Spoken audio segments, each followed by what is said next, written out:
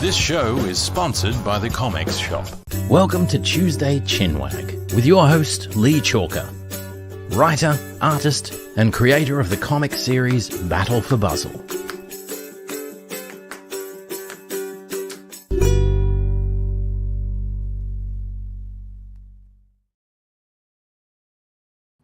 All right, g'day and welcome to another episode of Tuesday Chinwag. I am Leigh Chalker and I am the creator of Battle for Bustle. Now, Battle for Bustle is available in the Comics Shop. The best thing is about the Comics Shop is there's over 100 Australian independent creators in there. It has a $9 flat rate, so you don't have to buy my comic. Go and buy somebody's comic book. Help support them, make them feel good, and it just adds to all the love that we like to spread on the show and through comics. Now, for all of those people out there that have not seen the show, it's a fluid show based on who, what, where, when, how, and why.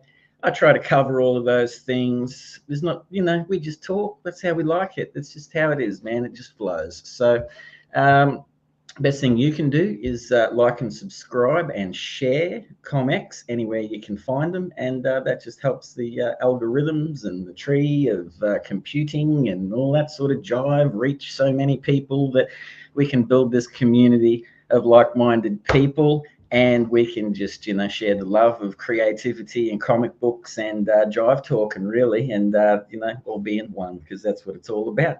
And I am going to introduce tonight's guest because I feel like, in a strange way, that Sarah and I have met multiple times, but just via email, because we have been bouncing backwards and forwards for probably 12 months. And, today's the day the universe has brought us into the same location via the wonder of the internety webbies. So, Sarah Firth, how are you? Yeah, I'm good, thank you. How are you?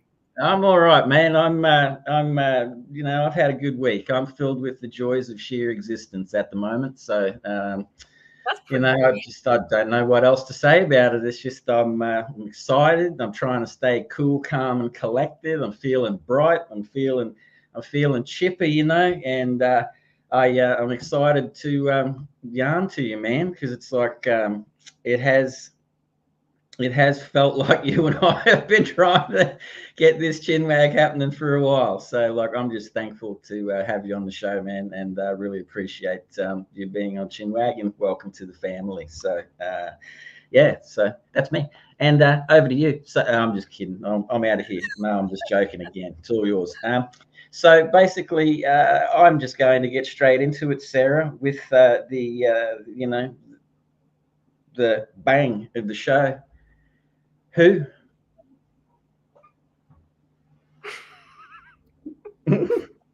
Was that me? I think that was a calendar invite to say put out the bins. Maybe. Well, there you go. That's a start to the question. Who I am is someone that needs to put the bins out this evening. Yeah, who am I? I am the bin caretaker. I put the bins out. Yeah. Who am I? I feel like, who am I? I feel like I'm going to actually show a page from my graphic novel that we'll talk about. I would say that I'm this. Okay. I am a master of all the different influences jostling together to make a person is me. And one of those is a bin taker outerer. Do you have that mentioned in that diagram there at all? Does it have its own segment? I should have put it in. No, I don't. Next time. Part two. But yeah, I'm Sarah Firth. I live here in Melbourne on Wurundjeri country, right by the Mary Creek. I don't actually know technically the difference between a creek and a river, but it's a creek. And it's funny, like, who are you? I feel like I am a creator. When people say, what kind of artist are you? Are you a writer? I'm always like, I don't know what to say because they're all a bit narrow. To me, like saying I'm a creator makes more sense because, I was originally trained as a sculptor And then I had a really bad car accident and got an acquired brain injury and couldn't walk for 6 months. And that made me turn to comics and animation because I could do them from bed. And, you know, if I hadn't had that car accident, I might still be making sculptures right now. But now I make comics and animations. I have, through making more and more comics and through writing this book, kind of learned how to write. Like prior to making this book, I feel like I didn't know how to write. And I'm sure some people will read this and argue, I still don't know how to write. But like, you know, me identifying as a writer still feels kind of new. And I still feel a little bit fraudulent. Like yesterday, I went and taught at a Swinburne University creative writing class. And I just said to the students, I'm like, I don't really feel like a writer. And like, you're all here to learn from writers, but like, I don't really feel like a writer. And like everyone said, every writer that comes and talks to us says they don't feel like a writer. So maybe that means I'm a writer. But I like stories, but I also just like noticing things. Like one of my favorite things in the whole world is to get up and go and have a coffee and just sit with a notebook and just look at stuff and like write down or draw or notice people, birds, the crumbs on the table, different sounds. Like I like looking at and noticing stuff. And I find if I don't have time to do that, I feel really like constipated.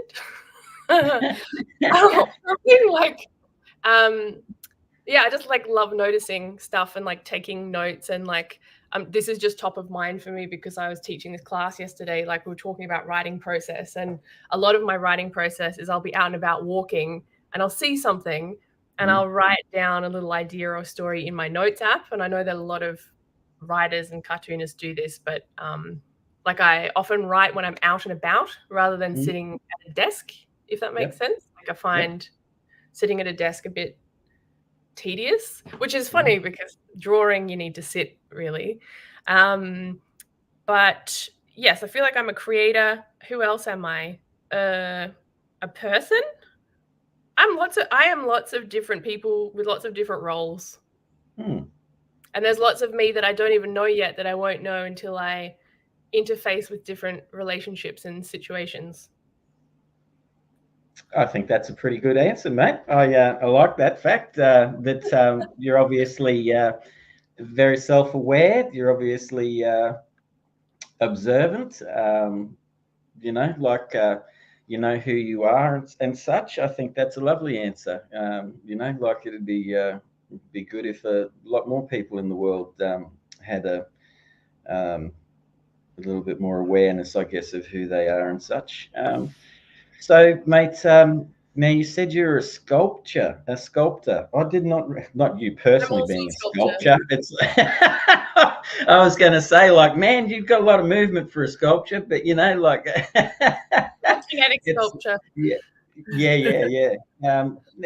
What was that your number one love when you were creating? Because you said you were a creator, so I'm going to assume that that's not something you've just become. That's something that you've always, one of the things, the elements of you that you've always felt like you were. So what attracted you to that? I think I've always had the creative impulse. Like I've always made stuff or made messes or been into things. Like, you know, and I always just like, it's actually funny. Like when I look at my drawings that I did as a child, they're not terrible. They're just freaking weird. Like I did some really wild, weird drawings as a kid. And then when I see equivalent drawings done by kids that I know now, they're beautiful. Like they're really talented children. Whereas I was not particularly talented, but I just loved like pen on paper. And even now when I write and draw, I love the feeling of pen on paper. It's like just that simple thing. And like I use a Lamy fountain pen and like I just love that juicy ink on paper. Like so I've been doing that. Like I think my mom said the first artwork I ever did was drawing on a toilet with lipstick that I stole from her bag. Drawing on a toilet? Well, you know how people have to go to the toilet with their kids and they're like, just stand there, Jimmy. And then the kids like licking the floor and they're like, oh.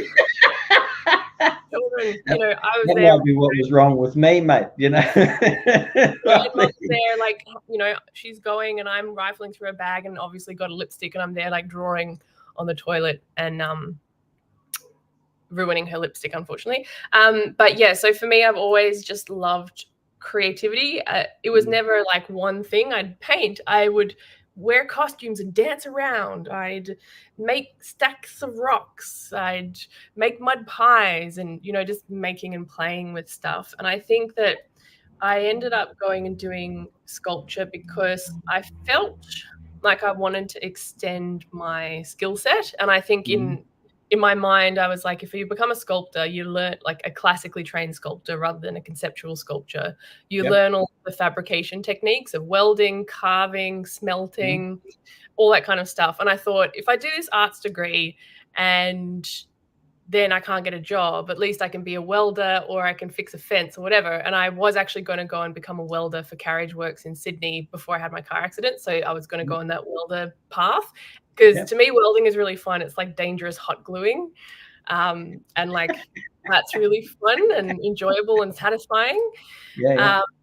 But I think I also really enjoyed making kinetic sculpture. So I've always had this thread with dance. I love dancing. I am a terrible dancer. What I mean by that is I enjoy dancing, but it's like and I think it's because I'm neurodivergent, dyslexic. I'm not very good at remembering or learning steps. I'm good at flailing around and doing awkward, weird stuff that people kind of go, oh my God. But there's something about movement that came through my sculpture. So I did kinetic sculpture for a long time. So I'd pull apart.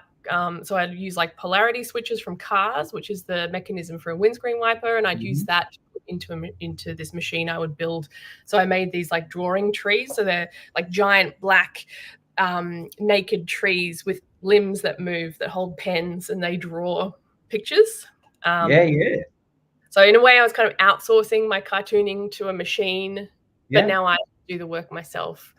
So I'm not exploiting anyone's labor, but my own now. Yeah, well, you know, it's like, mate, you got to do what you got to do when you're creative, don't you? It's like the ingenuity of it. It's like, it just sounds like you're like just, man, it just sounds like you got a voice early on and you just want to get it out, you know? It's I'm really lucky to have had supportive parents. Like my dad's an architect and my mum's a landscape architect, and they both have artist practices on the side. So like my mum does a lot of abstract textile work, and my dad does landscape painting and stuff. And so they've always been really encouraging of my creative exploration, which I feel so lucky for, because I know so many people who had the same impulses that I had as a child, and their parents were like, stop that, you'll never get a job, quit mucking around, you know, knuckle down, all this kind of thing. But they were like, oh no, she's, you know, we want to encourage this. So they don't always understand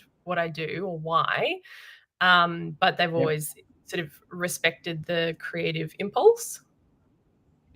No, I get that too, man. I was very lucky, as you said, to you know, my family was split, sporting and art, I guess, you know, like, and creativity as well. So I've always been lucky like that too, with encouragement. I do have to say though, the sheer tactility of a pencil on paper is something that I find very therapeutic. I am a traditional penciler and inker, just because there's something in the therapy of it to me. Not to suggest to anyone that's listening that there's anything wrong with any sort of like digital drawing or anything like that. It's just purely something that attracts me to the creative process of drawing. But man, it's like, wow, you sort of caught me off guard a little bit there, because you're so like just straight up like, and I've done this and I've done that, and I'm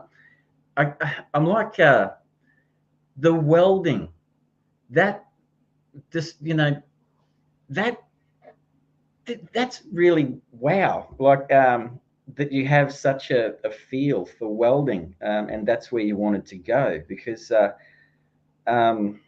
I could only imagine from what you've described what you would have been welding. It's like in your spare time and your creativity. You know what I mean? So it's pretty amazing.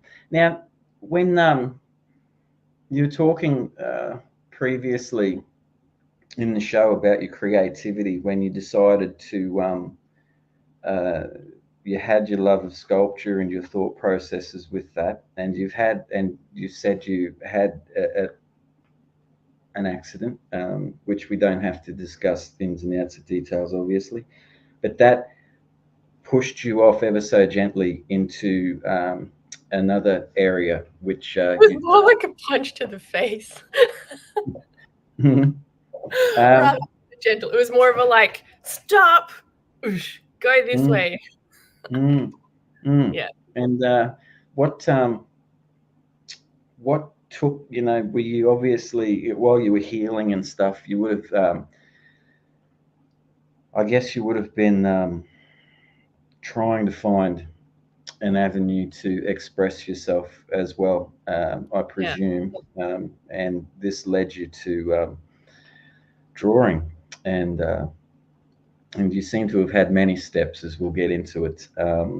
What attracted you other than the tactile nature of pen and paper? What was it that you felt when you realised that was an avenue for you to express yourself after? I think I should clarify. Like, I've always drawn before. Like, even with sculpture, you always draw before you. Yep. Well, that's not true. You typically will draw before you make. So there's a lot of planning and drawing and sketching that's involved. So I've always drawn. It's more that sculpture is big and expensive, and typically you need to stand. Well, for the kind of sculpture I was doing, I needed to stand. And that was not feasible at the time. So I just had to pack my world down. And the reason I turned to drawing is just because it was there and I was suffering and I needed to make sense of things and also feel agency. And so drawing and writing was part of that. And I mean, I've always been a really avid journaler and note taker about life and things and feelings. So it was naturally part of that. I guess for me, animation was a step in the same direction as sculpture, particularly kinetic sculpture, because with animation, it's making, magical moving pictures. And I guess for me, part of making animations in bed was entertaining myself because I got bored. And I also, that's when I got onto social media as well. And for anyone who's got like chronic illness or disability or who's isolated for whatever reasons, like social media is a really important way of connecting with community, for expressing yourself, for connecting with ideas and other people that you otherwise wouldn't connect with and stuff like that. So I also really kind of got the internet bug, and I really enjoyed like using the really early pre-2010 Facebook and like messaging people and sharing my art there and stuff like that. The quaint old days.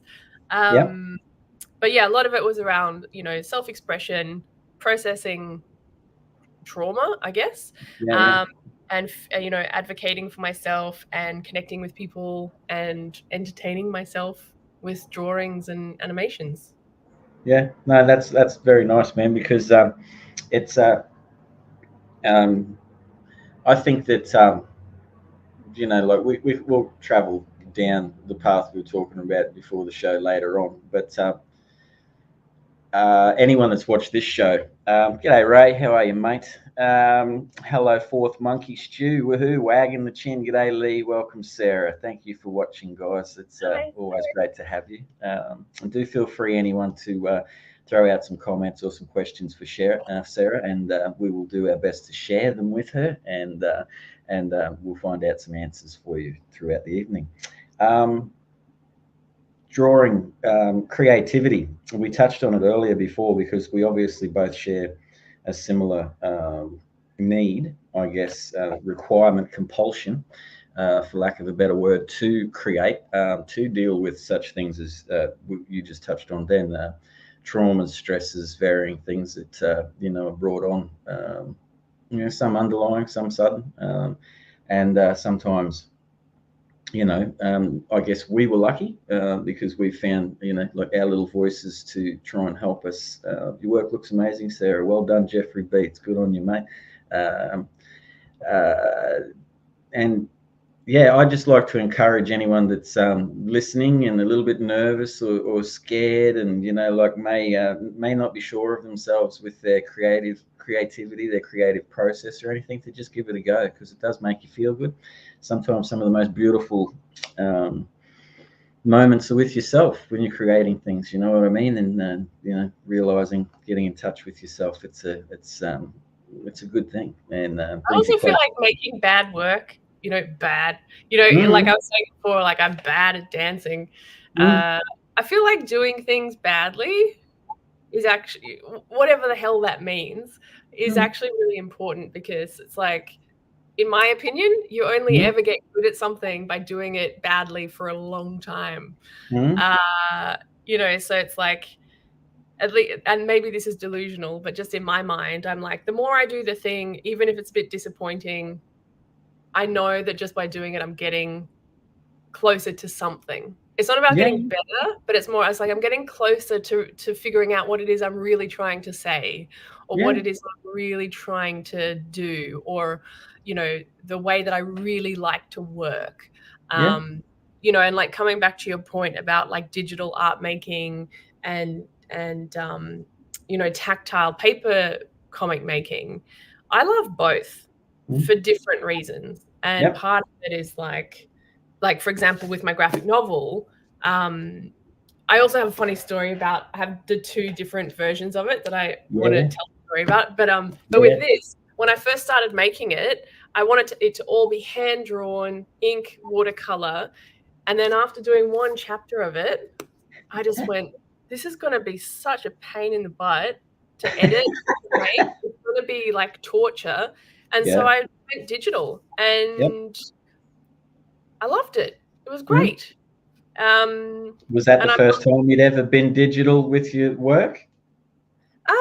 I do a lot of my graphic recording work digitally. So that's what I do as my profession, as my work, which is graphic recording is like live visual note taking at events. And I've always done that. Well, not always digitally. I do it on paper as well, but I do it digital so that people can project it large on screens. And so, yeah, there is something about digital that I like. This is the first time I've done a long form work digitally. But it just meant that, like, it was a way easier to edit, because otherwise it's just so painful. Man, no, I see the beauty in it, for me, I don't think anyone can do anything wrong creatively. I just, like sometimes you get questions up on the show and that, and it's like, what's your creative process? What's, like, sometimes, man, you just gotta, like you were saying, hey, you just dance. You just got to feel that energy, man. You just got to do it. You just got to get it out. And sometimes it's not the image that's in your mind's eye, but sometimes it can be better. Sometimes it's not what you want, but it's still there. It's still a representation. So I'm definitely with you, man. I believe that, like myself, like with all the shit that I've been through, you know what I mean? Like one of the things that, like I've realized, and what's helped me through process of art is realizing myself and realizing that I'm not wrong with anything I do. You know what I mean? Like first, it's got to be for me and the process and understanding what I'm feeling. And if, as you said, you can connect to people out in the world that feel the same way, then that's a really cool feeling. But first of all, I like to, it's I guess it's like a blanket for me, man. Do you know what I mean? First, I worry about getting it out there later. But by all means, whatever it takes for you to express yourself is a beautiful thing. So, and I feel like people make books for different reasons. Like some people, it's actually interesting because like this book for me was very much a passion project. It's a weird book. And people are like, why did you write this? And like, what is it about exactly? And, you know, exactly to your point, I come back to like, it's the book that I wanted to read that I could not find anywhere. Yeah. And so I was like, right, I'm going to make this thing that talks about and touches on and semi-answers some of the questions that I have. And I want to understand what I actually think. And to me, writing is part of a process of understanding what you think and feel. And yeah, so like this was absolutely an exercise in that. And so it was always very intrinsically motivated, so motivated from inside of myself rather than extrinsically motivated. And it's really interesting because like a book like this that's not easily definable can fail. This was always fail. You know, what does that mean? A book like this is always a potential risk if you want to get it published in a mainstream context, because mainstream publishing is a industry, it's a business. They want to know who's the audience, what's the market fit, blah blah blah. And what I've found really interesting is since making this book, and this got a lot of rejections because it didn't fit anywhere, but since making it and talking to different editors and agents and publishers, they've said that again and again they get people talking to them, pitching them books where the author is trying really hard to fit into a particular market niche that they think is really popular. So that could be whatever kind of story is just so hot right now. And they say that again and again, when people write books that aren't from their heart for themselves, you can kind of tell. And even if it's a potential blockbuster, it's always a little bit kind of dead. And so there needs to be some aliveness, and that can only come from whatever unique story, flavor, setup that you have. And that's been really validating for me as well from a style perspective, because I've had some criticisms from people that my style is very, what's the right word? Not spacious enough. I don't know what the right word is. Spacious enough. But that my style is very like intensive. Like it's got a lot of detail on the page, and it's all kind of squashed in together. And that for some people they're like, oh, that should have been spread across 3 pages, not just 2, because it needs more breathing room and like all this formal stuff. And for quite a while, I was a bit anxious, like, oh shit, am I really bad at page layout, design, etc.? And then I'm like, hold on a minute. What about Linda Barry? What about Sam Woolman? Their stuff is amazing, and it's really cramped as well. And then I'm like, maybe I'm just one of those people.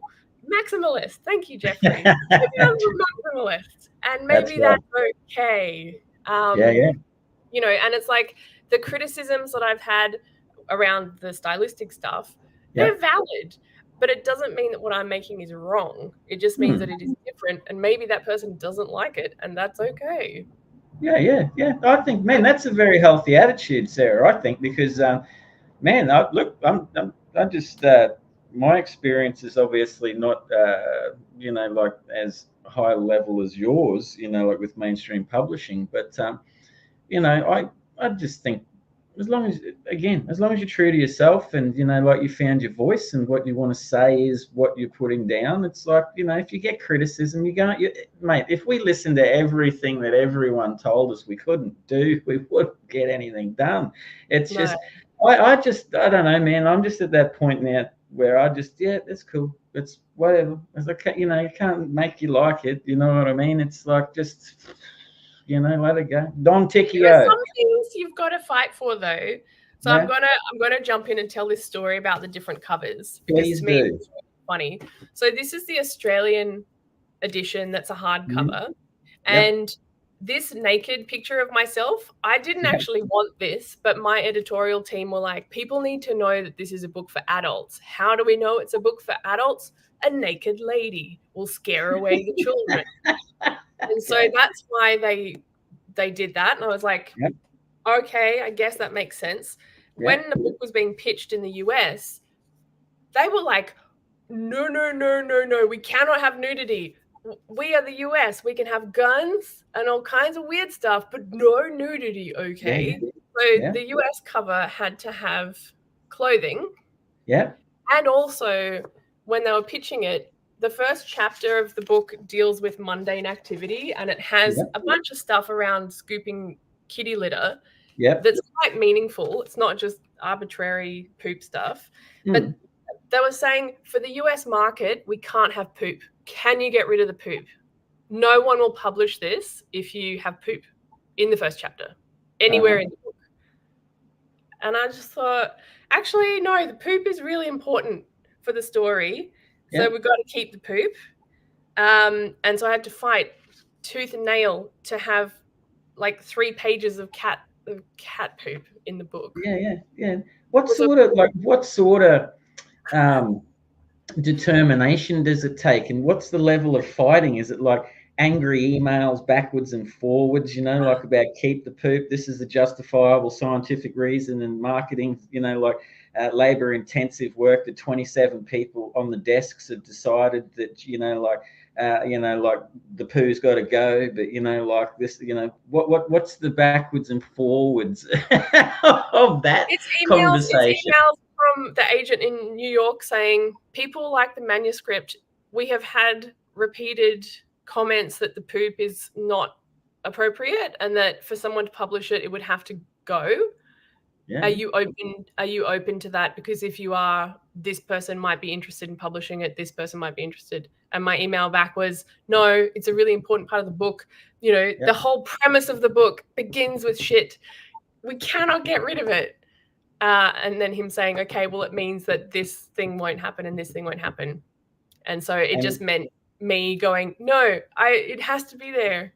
But if I was a different person, and again, it's not wrong or right, like other people might have gone, yeah, okay, cool, whatever, I'll cut it. That's fine. But I was like, no, it's really important because it symbolizes the shit that we have to deal with every day as organic human beings. And not going to get rid of that. Sorry.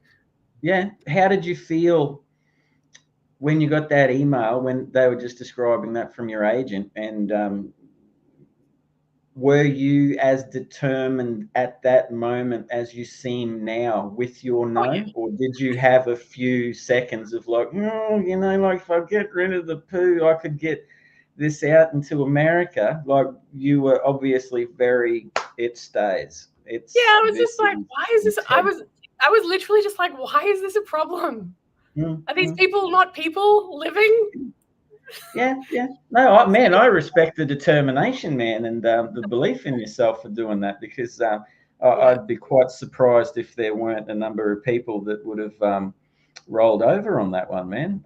It just felt like a really important fundamental part of the story. So I was like, I just can't cut that out. Like, there's no equivalent.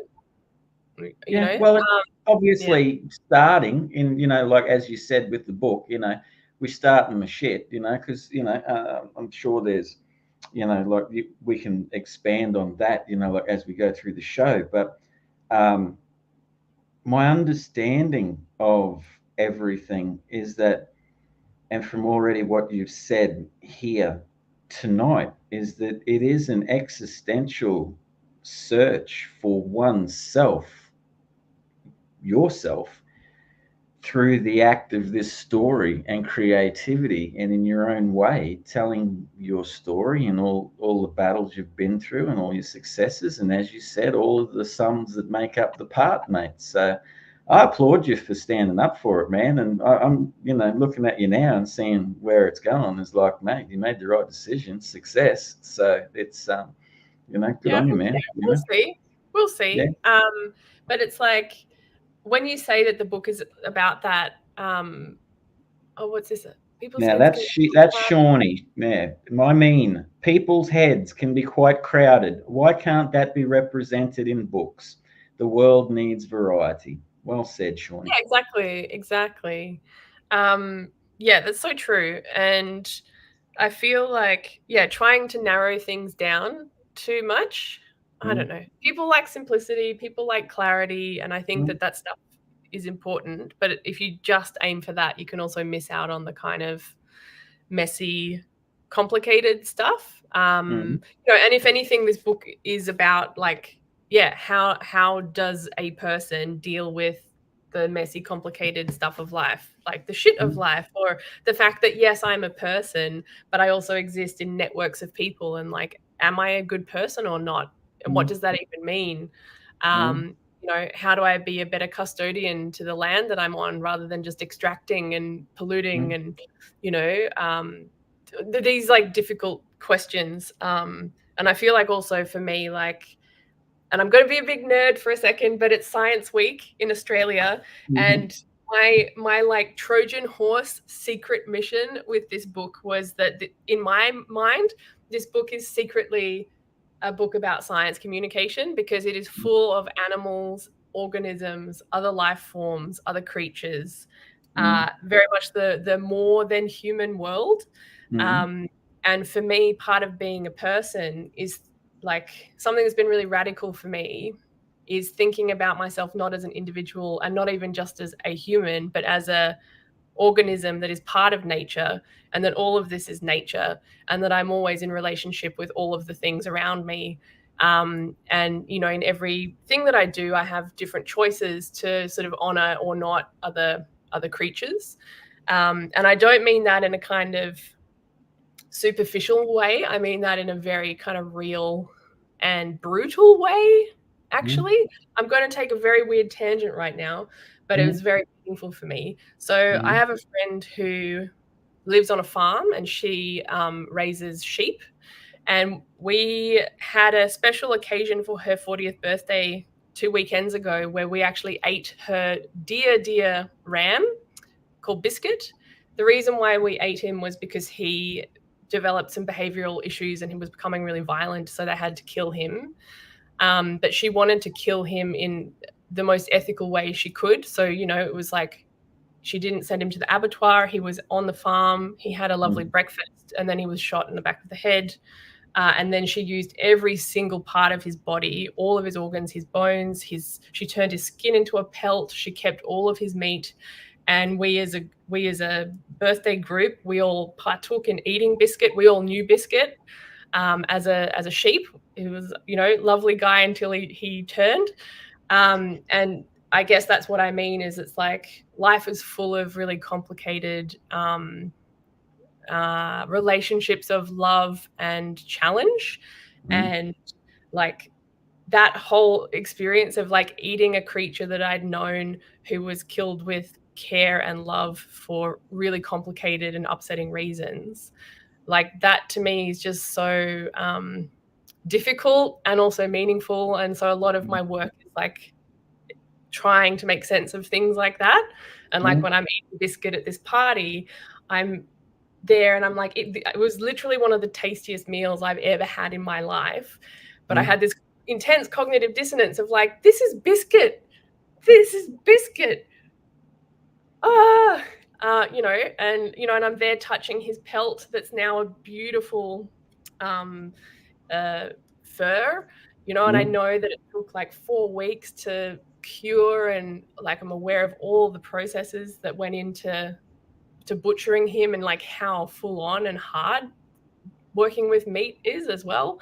So that's what I mean by like dealing with the shit, and that being a fundamental thread through the book. Yeah.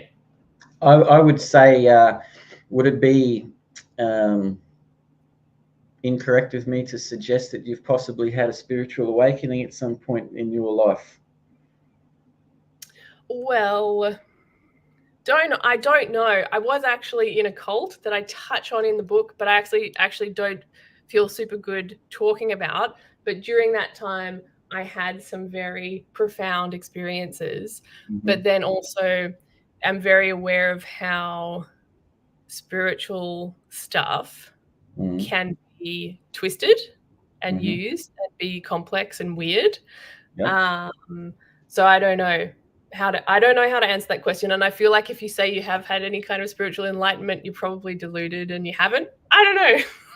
I would think that an awakening is enough just with the sheer fact that you begin to ask questions such as you're asking, and having realizations that we are not individuals. We are all connected, as you suggest. with your book. I think I think the road down that is something that probably can't be put into words. It's something that every individual has to go through, whatever the inspiration is. But you are right. There are. I had. I hate you. Look, I really do hate using awakening. Like I would possibly suggest that my eyes became far more opened to a lot of things when I went through some pretty hectic trauma over the last few years, and I started feeling disconnected from people and everything around me, and through time and much work, I felt that connection stabilize and become a pretty big foundation in myself, due to several circumstances. But I was going to add to a random story about an animal. The other night this is probably about a month ago, and this is my studio, and it's separate from the house. The house is about 20 meters that way, so this is my little zone. And there's an antenna on the back of the house, on the studio. And I was having a cigarette. It was about 1 o'clock in the middle of the night, and I could see something sitting on this antenna.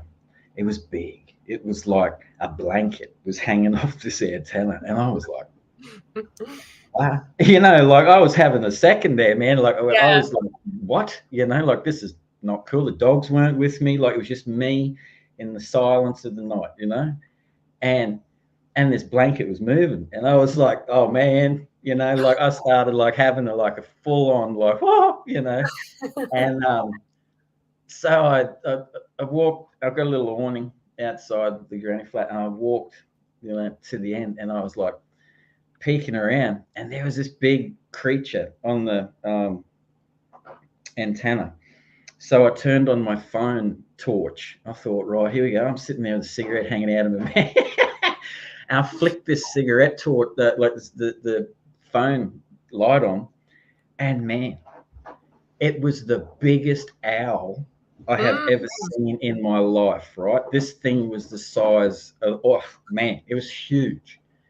And it had a minor bird in its claw, right? And as I put the torch on it, it flicked its head, it looked at me, and its eyes fully went, fully like a camera, and came back. And it looked at me, and it seems really weird. It threw the minor bird, like flicked it off, so it landed like maybe a foot away from me. And then it jumped down onto the ground, came and got it in its beak. I'm freaking out, like I'm half freaking out. I'm half looking at this thing. I'm wondering, like, why don't I have other people around me to like see what is going on? I must be out of my mind, And then, man, it just looked up at me. It gave me this really weird look of like, hey, dude, I'm trying to have some dinner. That's what I picked up.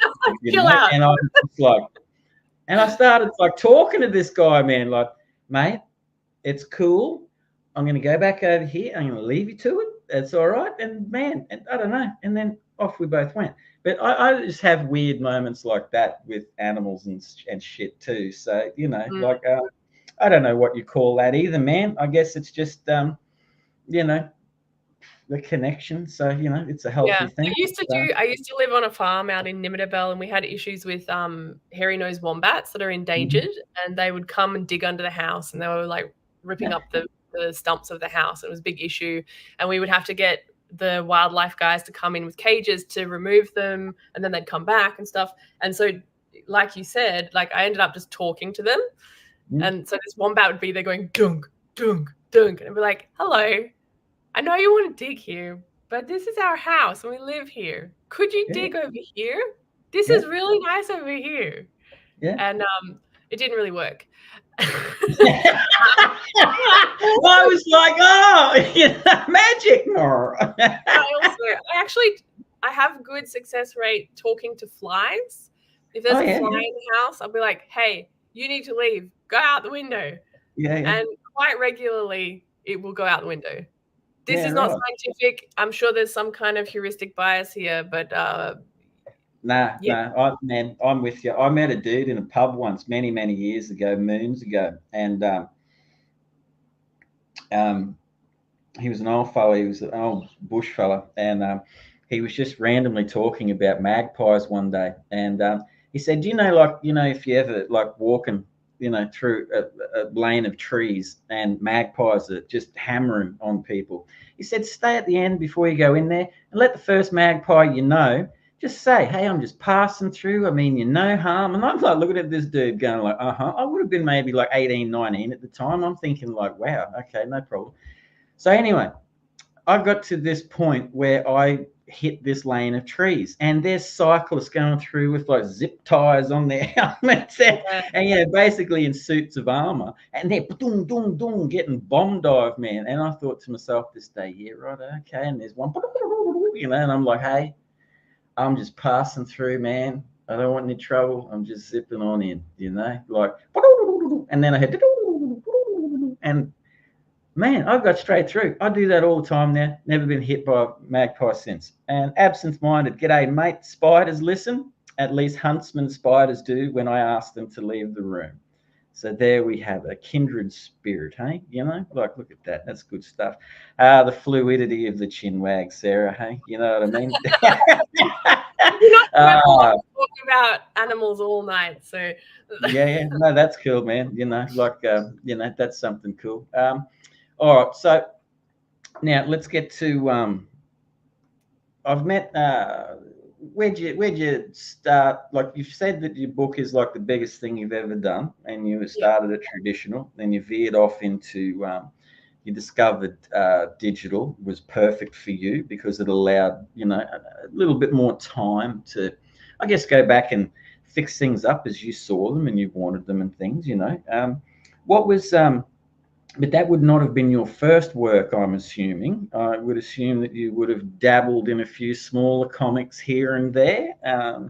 Can I touch base with you on that at all? So, I can. So, I've made mini comics. So, I've been quite happily making small comics for since like 2013 is when I first kind of started really making them and sharing them, going to zine fairs. Making mini comics, submitting to anthologies, like all that kind of stuff. And also just making comics and sharing them online. I just really enjoy doing that. Some people are like, why do you give your work away for free? But I'm like, I just really enjoy being able to put stuff up and people can read it straight away for no money. I don't know. It's fun. So I've made a lot of small work. Even now, I love short form pieces. I find them a really satisfying length. The only reason why I made this longer work is because I heard about the comic art workshop. I think it was like 2015. I saw a call out that Pat Grant put out on social media and email saying, if you've got an idea for a long form comic, pitch to us, and if we like it, you can come along. And this sounds a bit stupid, but I was like, oh, those guys are so cool. I want to go and hang out with those guys for 2 weeks. So I was like, there's nothing wrong with that at all. That's like, that'd be awesome. Yeah. But it's just really frivolous, right? Because I was like, it was FOMO. I was like, I want to go and hang out with these cool comics people on an island in Tasmania. Oh, that's so cool. But I need to make a graphic novel. And so I think I found out about it like the day before the closing date. So I then spent a whole night in my hallway on a little table with Post-it notes and pieces of paper, coming up with a really half-baked idea for a comic, and then writing an application letter and sending it in. Just because I thought, look, if I don't throw my hat in the rink, you never get in. And I was a little bit embarrassed because it was just stream of consciousness stuff. But lo and behold, they liked it and they invited me. So then when I went to the first comic art workshop, other people have turned up with like printed manuscripts that have got everything thumbnailed and blah, blah, blah. I turn up with a bunch of loose A4 paper with some scribbles on it and a bunch of Post-it notes. And I'm there going, I don't know how to write. I just have some ideas. I think it could be a book.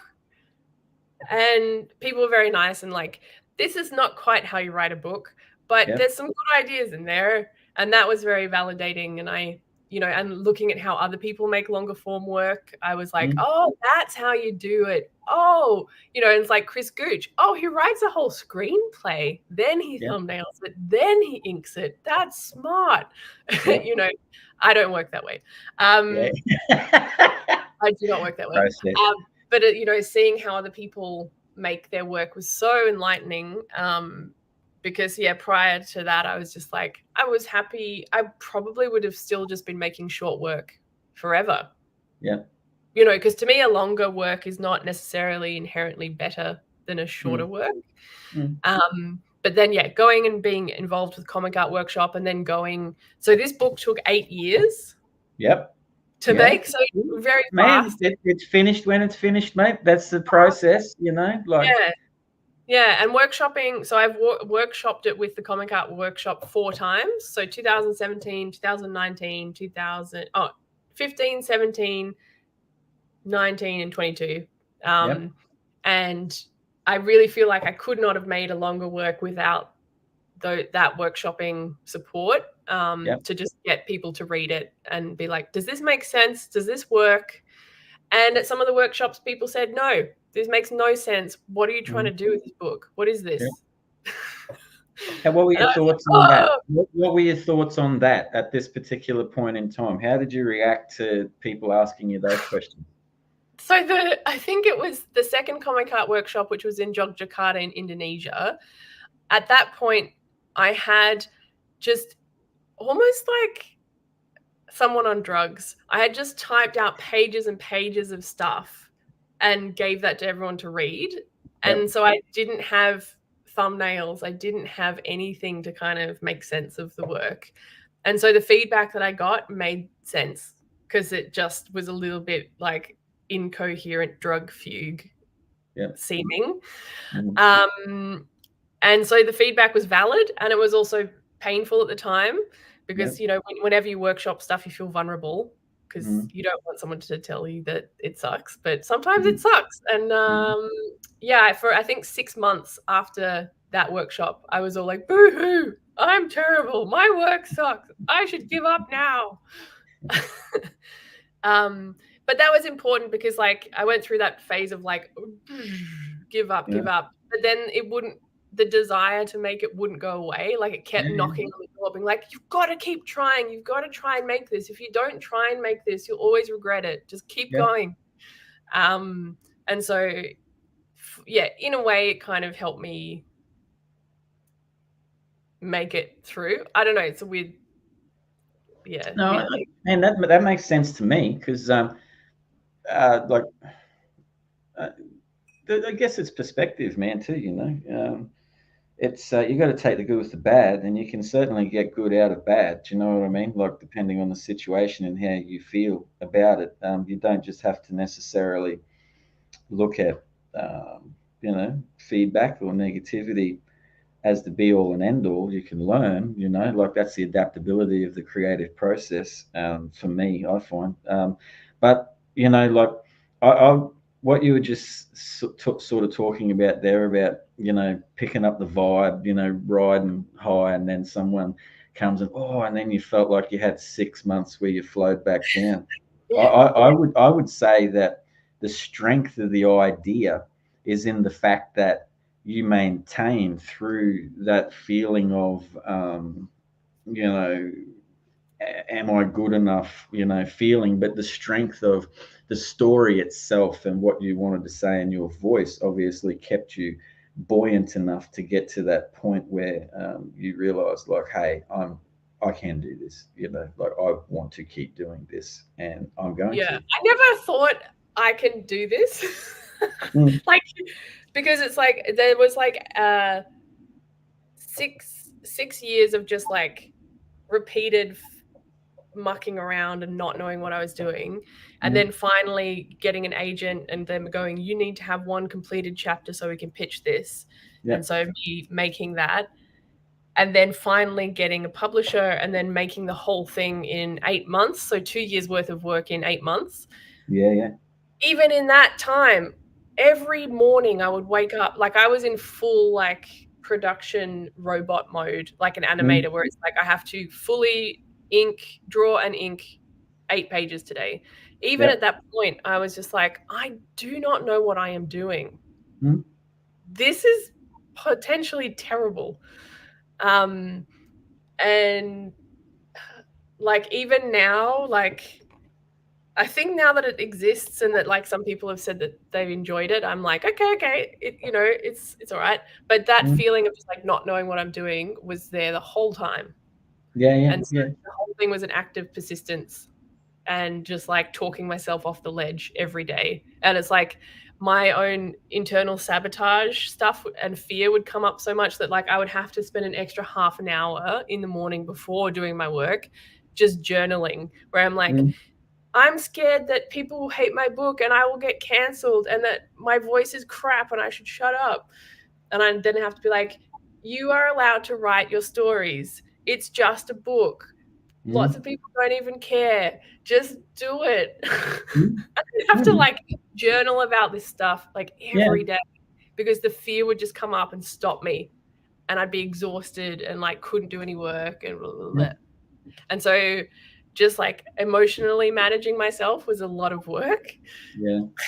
But I know it's like that for a lot of makers. So I would say persistence and perseverance too, two qualities there that have kept you going. But I like the fact that you talk about journaling too, because I do a lot of like I don't know, I don't really class myself as a writer per se. I mean, I write my comic books, but and yet I find pages and pages of notes and paragraphs of thoughts and processes and things in and around my room and in all my art books and stuff like that. And some of them are, like I reread them sometime later and it's like, wow, okay, that was rather intense. You know what I mean? Like I was chastising myself quite heavily that day, you know, or whatever it is. But obviously journaling, has been very important to you, which is something I guess I've realised. I don't have a book per se, but I like to get things out as well, man. And I find that brings me back into a moment of at least calm, like before you strike a page. Because man, when you got a blank page, I don't know, man. Like I think having a blank page is like one of the most terrifying things you can ever face, man. You know what I mean? Like I don't run with deadlines. I'm like an independent comic book guy because it's like, I don't know, man. Like I tried a deadline once. It didn't work. So it's, I guess you just pick your lanes, But yeah, no, the journaling thing's cool, man. And the managing I love yourself. deadlines. I'm going to be your alternate and say I love deadlines because without a deadline, I just spin my wheels and I overthink and I overwork and I blah, blah, blah. And the thing that I love about a deadline is it's a constraint of like, it has to be done by this point. And near enough is good enough. And so to me, deadlines are a way around like perfectionism. And that's also why I like making comics for social media, because like you have a really firm constraint of, 10 panels on Instagram or under 2 minutes, or those have changed now. But you have these constraints where it's like, you cannot make a 300-page magnum opus for Instagram. It's like, what's this idea that I can get out in 10 panels? That kind of, and to me, that's like operates in the same way as a deadline. And I find that helpful for making stuff. No, that's cool. I don't disagree with you with whatever makes you feel comfortable at all, mate. Like I'm Sarah, I'm very much with whatever works for the individual in the process of creativity, man.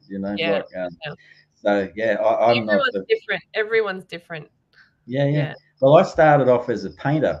I used to like drawing as a kid, but my great love is painting, and I sort of came into drawing a bit later on due to varying things, and I don't know. I wondered. I went through a process of I wasn't quite getting the same satisfaction out of drawing as I was painting, and then I realized that I enjoyed inking more than penciling, and then I sort of incorporated the fact that inking is like painting, and I grey wash and I do lots, like use different techniques and stuff like that. And so I guess I just take my time with it that way because I enjoy that process of like adding to it and negatives and positives and things like that. So again, everyone's different, man. This is why I like Chinwag, because it's like I just like getting talk to like-minded people, man. Like no process. It's interesting what you say there with how you liked drawing, but then you like painting more, but then inking was another option, because that just makes me think about, like, for me, why I've kind of moved more towards writing and away from fine art, aside from having the car accident and stuff, is that as much as, and like even now I still make art, so it's just kind of pictures, paintings, drawings, installations, dance, like, but the thing for me is like I always want it to be a little bit more literal or precise or something, and I'm not saying people can't, but I personally can't get that through just the art. Like I need words. Yep. Because to me, words do the kind of precise, clear communication of an idea or a concept. And then the pictures give the feeling or the tone or the mood or all the other stuff that you can't quite do with words. And that's, for me, maybe why comics is my favorite medium, is because it does both in really interesting ways. And when I've gone back to just images, I always feel like it doesn't say enough what I'm trying to say. Yeah. No, I understand that too. My favorite medium, now that I'm so involved in it, is comic books. Like people that have seen the show a number of times know that my introduction to comic books was my dad, and I was a little boy, and I couldn't. It's not that I couldn't read; it's just that I didn't take to reading as quickly as the other kids, because apparently when you're a child you're supposed to have certain deadlines that you you're supposed to assimilate to, you know what I mean? They don't allow you to be yourself and just grow, anyway, don't get me started. It's the whole idea of if you can keep drawing until you're 11 or 12, and then at 12 you need to know what you want to do for the rest of your life. Like, what? It's wild, isn't it? Yeah, man. I know. It's like, they encourage that sort of stuff, but then they just, snap it on the head. And you're childish if you, create. And you're childish if you want to talk about, express your emotions and what's inside of you and things, I've never understood that. And that's probably one of the things that affected me the most, later in life through my processes, which we will get to. But now it's 8 essays on uncertainty. So for anyone out there that's not aware of Sarah's book, it's Eventually Everything Connects. So it is 8 essays on uncertainty.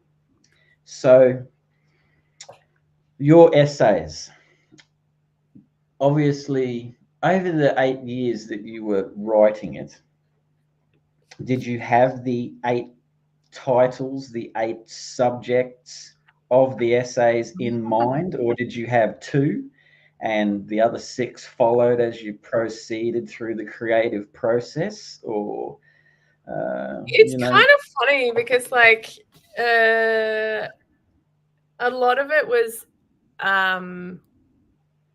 this kind of maximalist, like, I have all these ideas and they're like this, and like intuitively I know that this goes with this and that goes here and here. But it was like, what? How?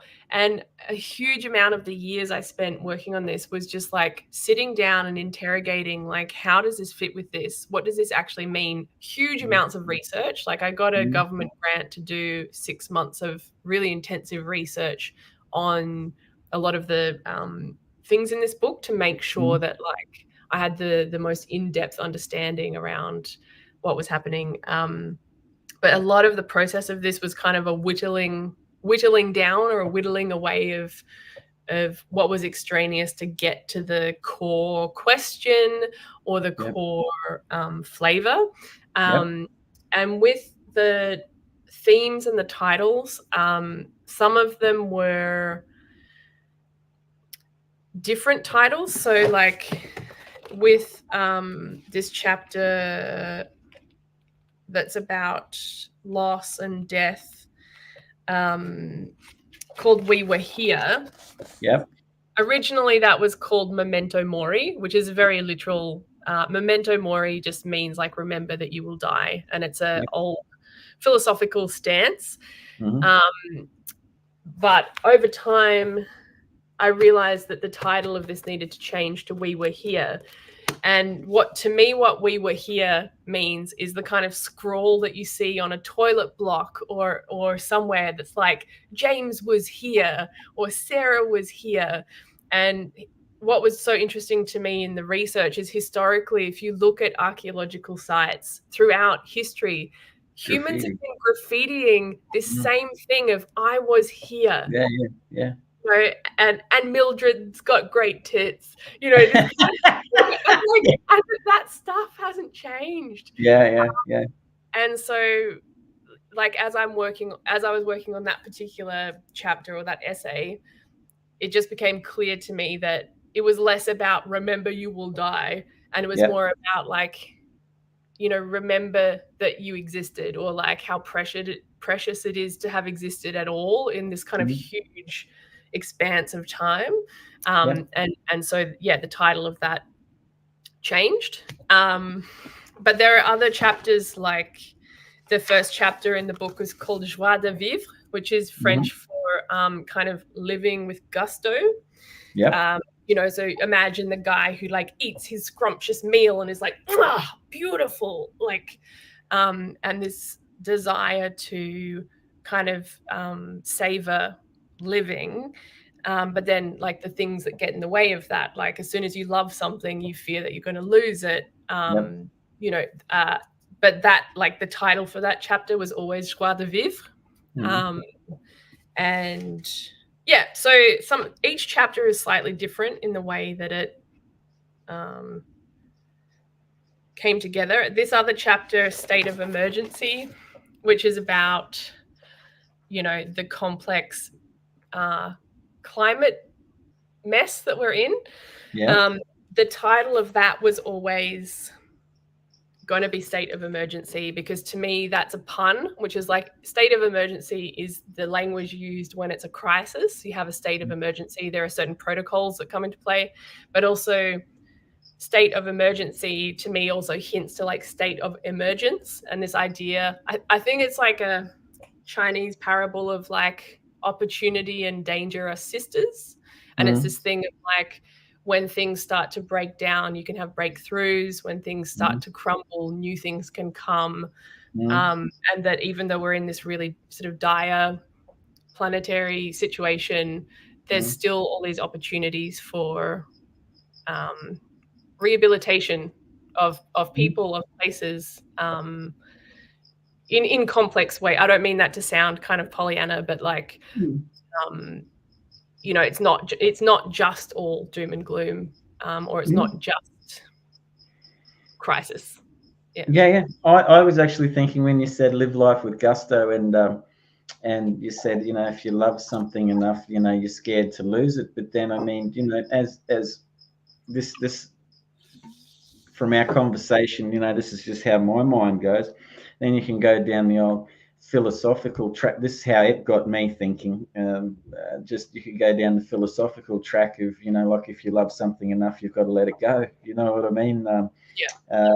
You know, so I mean, there's so many like questions, and one of the things that I like thinking, and I probably think too much, Sarah. It's probably, I have to say, probably one of my greatest weaknesses, that I spend hours and hours contemplating, sometimes nothings, you know what I mean? But they can turn into many things. But, I guess it is what it is. But with, I'm going, like, obviously different things, like, um, have affected you greatly over your time, because I'm it's a personal work. It's something that, I can already see, like, with the title, eventually everything connects, and we were touching on it earlier. So,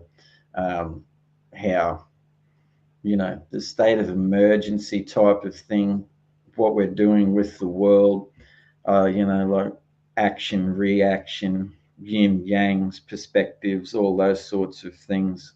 I guess, and to me, from what you're speaking about already, is it's thought provoking, and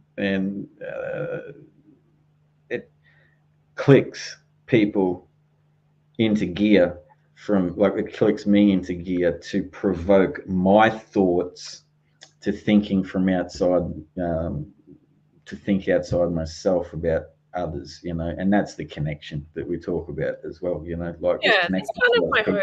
Yeah, that's kind of my hope as well. Is like, these are big questions that I come up against all the time, Yeah. and they're my explorations and also other people's ideas woven in there. Like, it's very intertextual. Like, there's lots of other, like, theorists or writers or dancers, like other people speaking in there.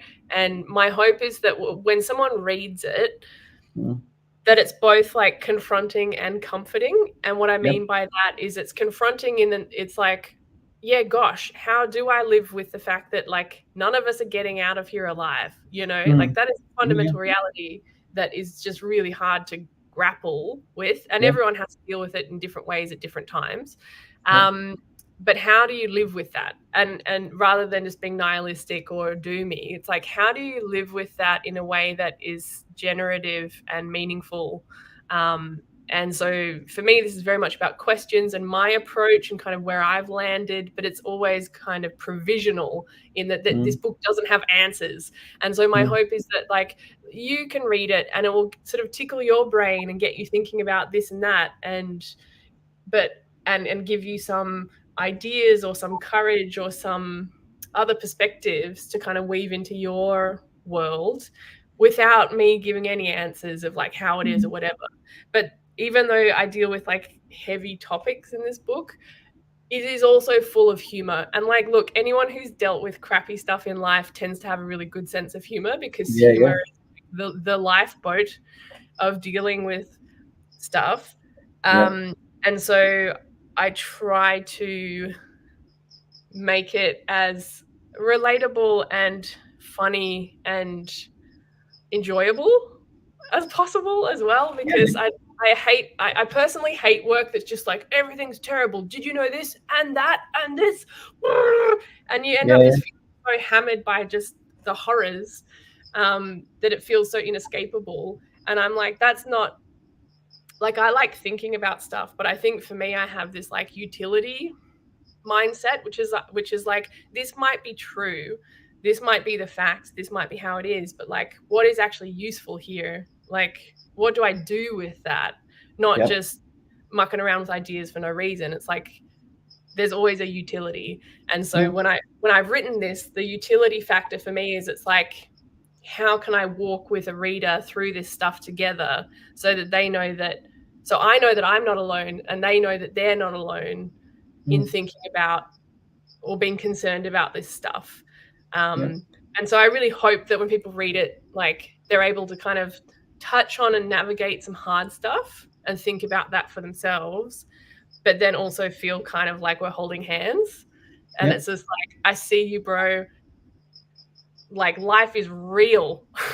Like, stuff is hard, but, we're here together and we're sharing stories and people care, So that's kind of my hope. there. Yeah. I think that, man, look, to be honest with you, Sarah, I think that the best forms of work, man, literature, comic books, anything that I've enjoyed most, most in my life are things that have asked me questions that, have made me scared, angry, happy, laugh, like that, have provoked a reaction. And I've always enjoyed really personal works from people, man, because it takes, I mean, essentially it's like when it comes to creating, like we touched on it earlier, I mean, there's so many opinions out there, man. Do you know what I mean? Like people they really don't just want to let it be, and they don't want people to, it seems like people having self-expression, to me just seems like something that others don't want people to do. And if you express yourself too loudly, there's a whole pack of people that want to like say, nah, man, you can't do that, get back in line, like, and I appreciate people that, like have the guts to express themselves, man, and it's, it took me a long time to, I guess, have the courage to know that that was something that I was lacking to an extent. I guess I suppose, like we spoke about this earlier in the show, previous before we came on, and it's something that I want to talk to you about, and I know you're comfortable with it because we did discuss it, and it's something that we are, and we both have used creativity to help us, deal with many things. But the first time I became aware that, like, I'm an alcoholic, for anyone out there that doesn't know. Okay, I don't shy behind it. I don't speak about it all the time because I just, sometimes it's like can't, fire off like a machine gun. I mean, vulnerability is vulnerability because it's brought out, like in a, can't be used like a weapon, But I feel like I want to talk to you about that because one of the things that I didn't know this about you until probably, I guess, 12 months back when we started emailing and trying to, like organize the show. And you popped up on my Facebook feed one day, and you were there really happy, and you had 5 years on a post-it note from memory. And straight up, I was like, you're like 5 years. I just recognized, like what you were suggesting, and I wondered for a time, and then a little, I think in your comments later on, someone had asked. Anyway, it doesn't matter, but like I recognized, okay, righto. So I would, one of the things that I like to advocate on Chinwag, and I always do this gently to people, and it's not often I get the topic, anyone either that's watching or listening, that I get to talk to someone who has, this, like in their life, and also has creativity. But I guess one thing that I always do try and advocate is that creativity, and I will say this openly, has saved my life. There's been very dark moments where, like with no one around, like creativity has seen me through things. It helped me through sobriety. It helped me get off drugs. It's helped me express myself in ways that I had absolutely no idea I could express myself. And I guess I want to touch on this subject with you, Sarah, because I know, if as much as you're willing to talk about, man, what was 5 years? I've only just met you, man, but proud of you. Like that's a hell of an effort. That's good. Like that's a big effort, 5 years and longer now. You'd be coming up to nearly 6, I assume. So, yeah. How was our journey, mate? What was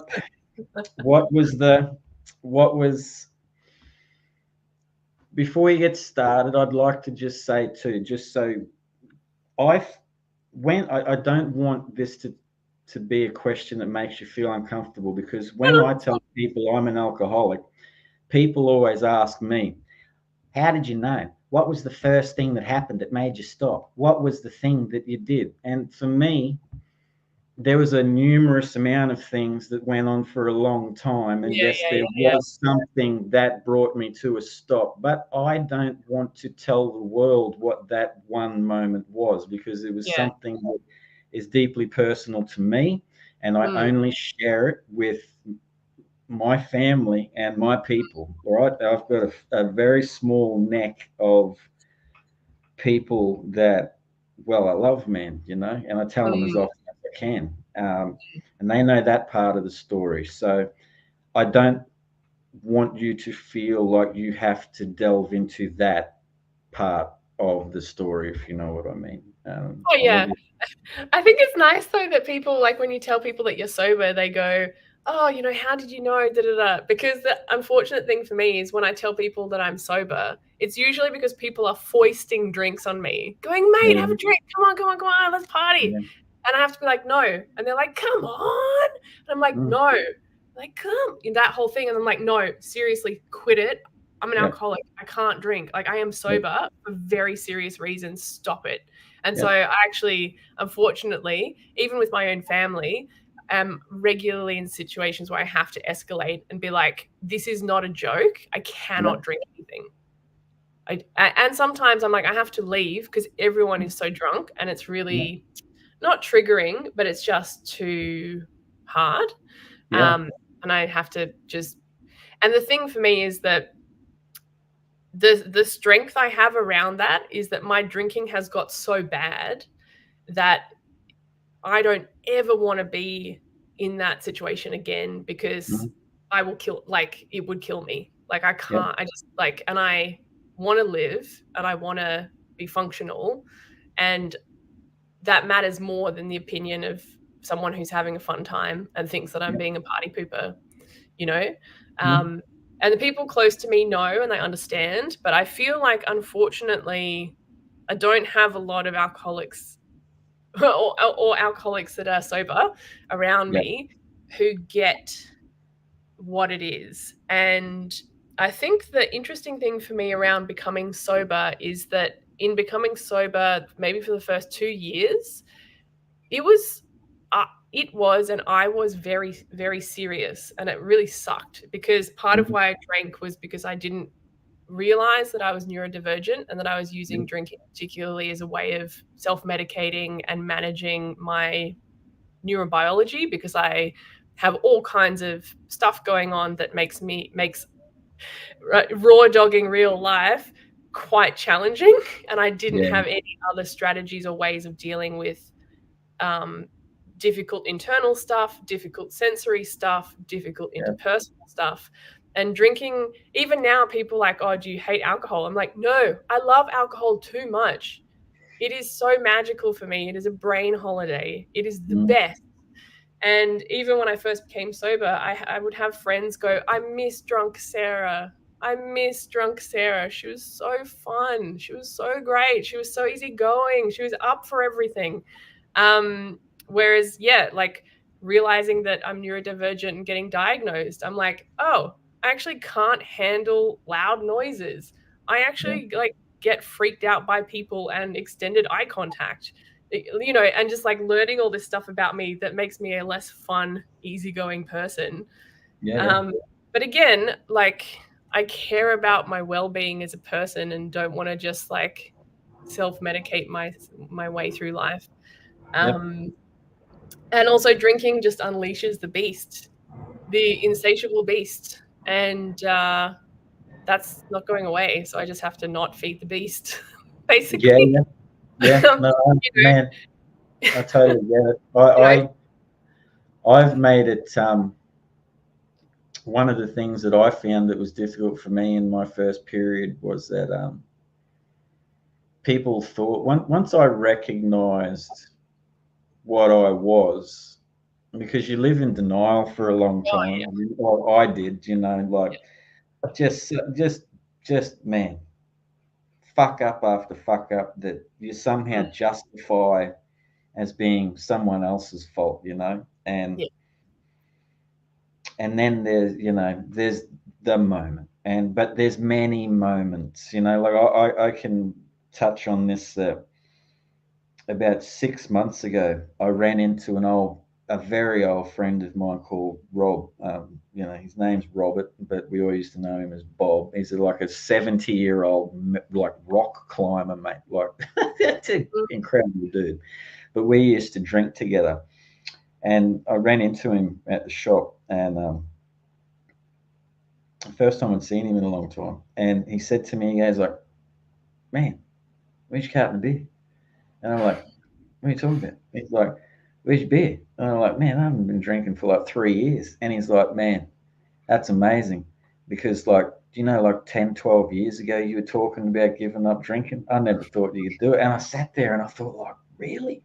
Oh, like, so I guess back then I was aware, but it's so socially acceptable that you do get, that's the other thing that people don't sort of realize, for you, I guess people like yourself and I, is like, you do get those dickheads that like come and jam drinks in your face and go, "I had a drink, mate." It's like, no, man, you know what I mean? Like, I can't do that. I just remove myself from situations, man. I've been at friends' houses and stuff, and I can handle like when they're 3 or 4, you know what I mean? Like, that's all right. But, like when that's sort of like, I sit there and go like, how did I used to sit around listening, listen to this? Yeah, bye. Because, it's just what it is. But I've got a lot of friends that respect it too. But did you find that, early on you were like, and adapting, and I'll bring this back into the art because I want to get your thoughts on this. Like, I found that I isolated, and the isolation was healing, but it was also learning tools to be able to navigate this new life that I'd put myself on. And this new life cost me an awful lot. I can tell you, a lot of people, I've lost friends, I've lost relationship, like, because they wanted to keep drinking. I did not. I made the choice, I feel, to save myself, and I'm thankful I did. All that aside, when I was isolating myself and I was going through this trauma, I found that slowly over time, things creatively started meshing, and I was clear, and I was like, wow, man, that's what I wanted it to be, and this and this and clarity, and like, things just slowly piecing together. And then being, like, because addiction is an obsession, I guess, I became obsessed with artwork, you know what I mean? So like, I would never leave the studio because I want, like, creating. How did you find I guess, like, creativity helped with your healing? I'm going to assume it would have, certainly. Well, so my answer to it is like kind of like a stupid sports bro answer, which is like, yeah, but weightlifting was more important for helping me adjust and move into a sober space. But I will say that part of what helped me to like get real about the fact that I was an alcoholic, that I'm an alcoholic, was actually reading comics by alcoholics. And when because I touch on in this book, like, the troubles that I've had with drinking, and sometimes people message me and they're like, "Oh my God, I can't believe you shared some of this stuff in your book. Like, aren't you terrified? Like, oh, people are going to judge you. What if you lose clients because they think you're incompetent and blah blah." And that could happen. My position is that, like, I consider this kind of sensible story sharing. I'm not talking about just like gushing, like, I'm not talking about oversharing recklessly. I'm not talking about, just having no boundaries or anything, but like people sharing honestly their stories and battles in a way that is careful and that is meaningful to them. I feel like that is a kind of story medicine. And for me, reading other people's stories of them dealing with battles that they've been through, with addictions, with domestic violence, with abuse, with mental illness, like all these kinds of things have been so helpful for me to read and engage with, to realize that I'm not alone, because sometimes those conversations are really, really difficult to have face to face. And there's something about the way that comics can hold stories of trauma, stories of your internal world, and then you can share that. I feel like comics can do something really special there that just like really helped me realize that I was in denial, I was lying to myself, I was hiding, I was hurting myself, and also just realizing like the very slippery slope that I was on and where that would end up.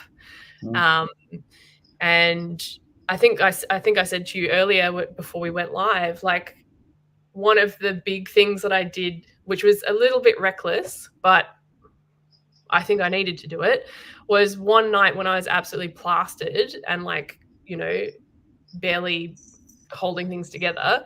I was really pissed off with myself because I'd promised no more drinking today. Okay, well, today we're going to not. And then like by lunchtime, half a bottle of tequila. You know, I dug into my savings. I said I wasn't going to dig into my savings. I was hiding bottles in the bin again, the bottom of the bin, so housemates wouldn't see, like all this crap. And I was just like, I'm doing it again. And so I'm there and I'm drunk and I'm disappointed with myself. And I put out pen and paper and I start drawing a comic of going, you know, today I was supposed to not drink, but I did again. Why am I like this? What am I doing? How much am I actually drinking? Why are you pretending you're not drinking? And I did this comic that's like me kind of just calling myself on my own lies. And I ended up posting that online, and there was something in that kind of disclosure, or actually coming out as an alcoholic like that was shocking enough to me, where I knew that other people could see what I was doing and that I wasn't hiding anymore, that it made me really have to go like, is this who you are? Is this what you want to be doing? And the thing is, if it is who you are and it is what you want to be doing, freaking go for it. Like I also feel like I'm not anti-drinking or anti-drugs, because I think for some people they have such a hard time of life that they just need that. And like, I would never judge anyone for being a active alcoholic, because there are complex reasons for stuff. And I totally respect that. So I just want to put that caveat in. But for me personally, I needed to make a change, and I needed to do that kind of like holding myself accountable. And the way that I did that was through a comic. And it was very interesting because I got so many like unsolicited messages from people saying, you should this and you should that and blah, blah, blah. But at the same time, I got all these messages in my DMs from people I didn't know very well saying, holy shit, mate, I am an alcoholic too. I had no idea that you were. And I was like, I had no idea that you were. And other people saying, oh, I'm a sex addict, or, you know, I can't stop shoplifting. Like just all this stuff, people going bang, bang, bang. And all these people that you would never tell from looking at them that they had this stuff going on.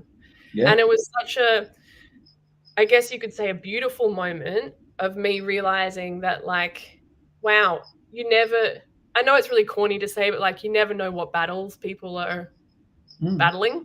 Like people have got stuff going on and you cannot tell. And so I think that has emboldened me to share a lot of the stories that I have in this book,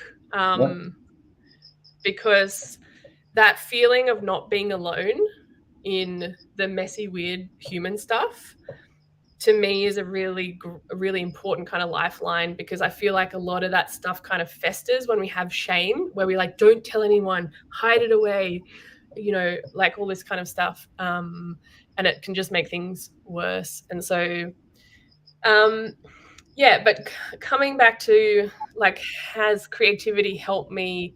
I feel like I've said journaling, making comics, thinking through things, like that's just always there. So it's always helped. But from a like neurobiological perspective, the thing that helped me transition from drinking to not drinking was weightlifting. So I do Olympic weightlifting, which is a very intensive kind of weightlifting. They have it at the Olympics at the moment. Why it's Olympic style weightlifting. And there's something about it as a sport where it's really technical, it's really repetitive, and it's really like explosive kind of shock to the body that actually gives me a very similar physical response as drinking spirits, which was my thing, was like drinking heavy spirits was the thing that just kind of like took the edge off my nervous system to make me feel functional.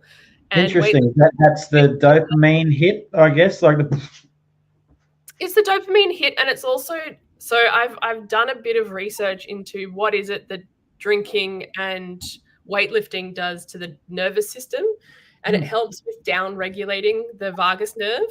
And so if you have anxiety or various kind of sensory issues, you're often in a like heightened arousal state of flight and fight, and drinking can help calm that down. Similarly, weightlifting can help calm that down, but it helps calm it down because you're having such intense nervous system experiences weightlifting that everything else seems really chill. And so that's my current drug of choice. That's amazing.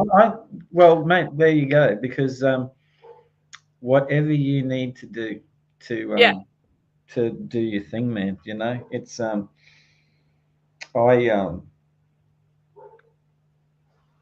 I appreciate that story, man. Shawnee, thank you for sharing that, Sarah. It's what I'm hoping to one day be able to do in my own work. It's so important for people to know they're not alone. Well said, Shawnee. And it seems as though you've touched someone else there too, Sarah. It's and Thomas Tong, I find making comics about yourself is a way to reflect that hits really differently than other methods of reflection. It's really interesting. Yeah, it is, man. It's I see when I did the first Chinwag, it was an ego thing. I'd just gotten sober and wanted to meet people. And then randomly through the processes of, you know, doing so many of them now, I found that through the fluidity and the conversation and just being in the moment, that there are so many people that truly are going through lots of different stuff, and they deal with things differently every day. And you know, there are a couple of episodes previous to this that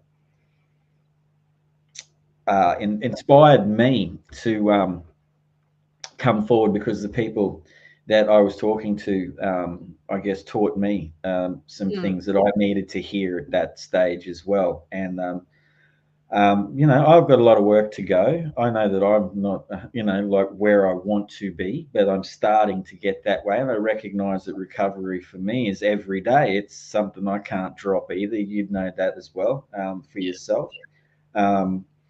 You know, and it's a matter of managing things. You know, like, and everyone goes through different stuff. I'm like you, Sarah. You know, like, man, if people drink, they drink. If people do drugs, they do drugs. Some people don't have the coping mechanisms, or they just haven't been able to reach out or had the courage and stuff, you know.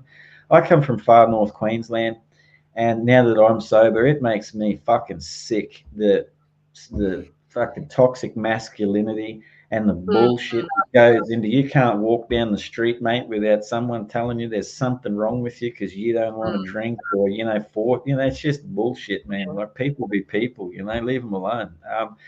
But, you know, I guess in a roundabout, what I'm trying to say is, like, thank you so much for sharing, man, because, you know, like, I feel good that, you know, like, that you're also part of, you know, a creative process that, I mean, you know, as well as your weightlifting, because that's something I'd never thought of or realized that there was a connection for you, you know, or maybe other people out there may, in past, future, you know, like present, you know, like that may tweak something in them that they go, hey, you know, like, that's something I should try. You know, another thing for me, and I don't harp on about it all the time because I know some people can be a bit odd with it, but it is me. And you know, I study and have studied transcendental meditation, and I practice that twice a day and have done for a long time now. And I found that over time, it doesn't just happen, like bang. You don't just like sit down and like I see the light. It's a process like anything.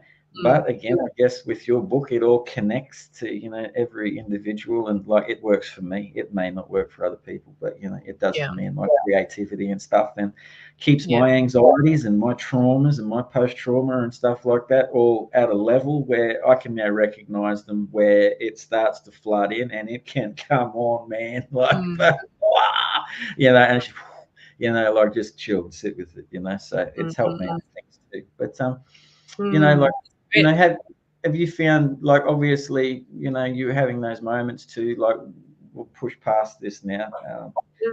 That's cool with you, but into the, like, you're obviously having some doubts when you were about yourself and wanting to be a better person when you were trying to, like, heal yourself and come to terms with things. Have you found that in the last, let's say 6 years, from my memory and yours, I guess it would be quite close to 6 years. Have you found life, art? Have you found you're not so serious anymore? Have you found that, like you're finding yourself, like, I guess bursting out of the blocks at the moment and things? Yeah. I mean, it's ongoing. It's an ongoing process, and like, I feel like I definitely don't get up to as many risky antics as I did when I was a drunkard.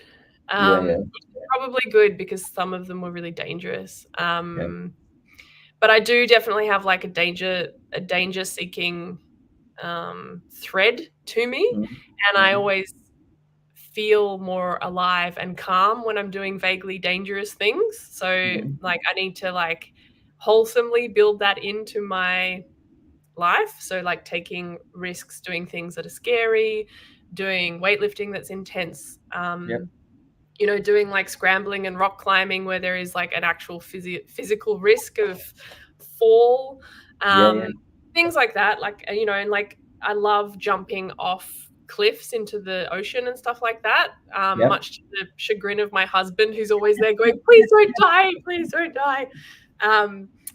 But like, just building in kind of healthy things like that. And to me, they're kind of like awe inspiring, and like that's something as well that's built into the book, is like I've found connecting more with nature and the night sky, kind of awe inspiring experiences help me to feel connected to myself and to life and to my own resiliency, and feel alive, I guess.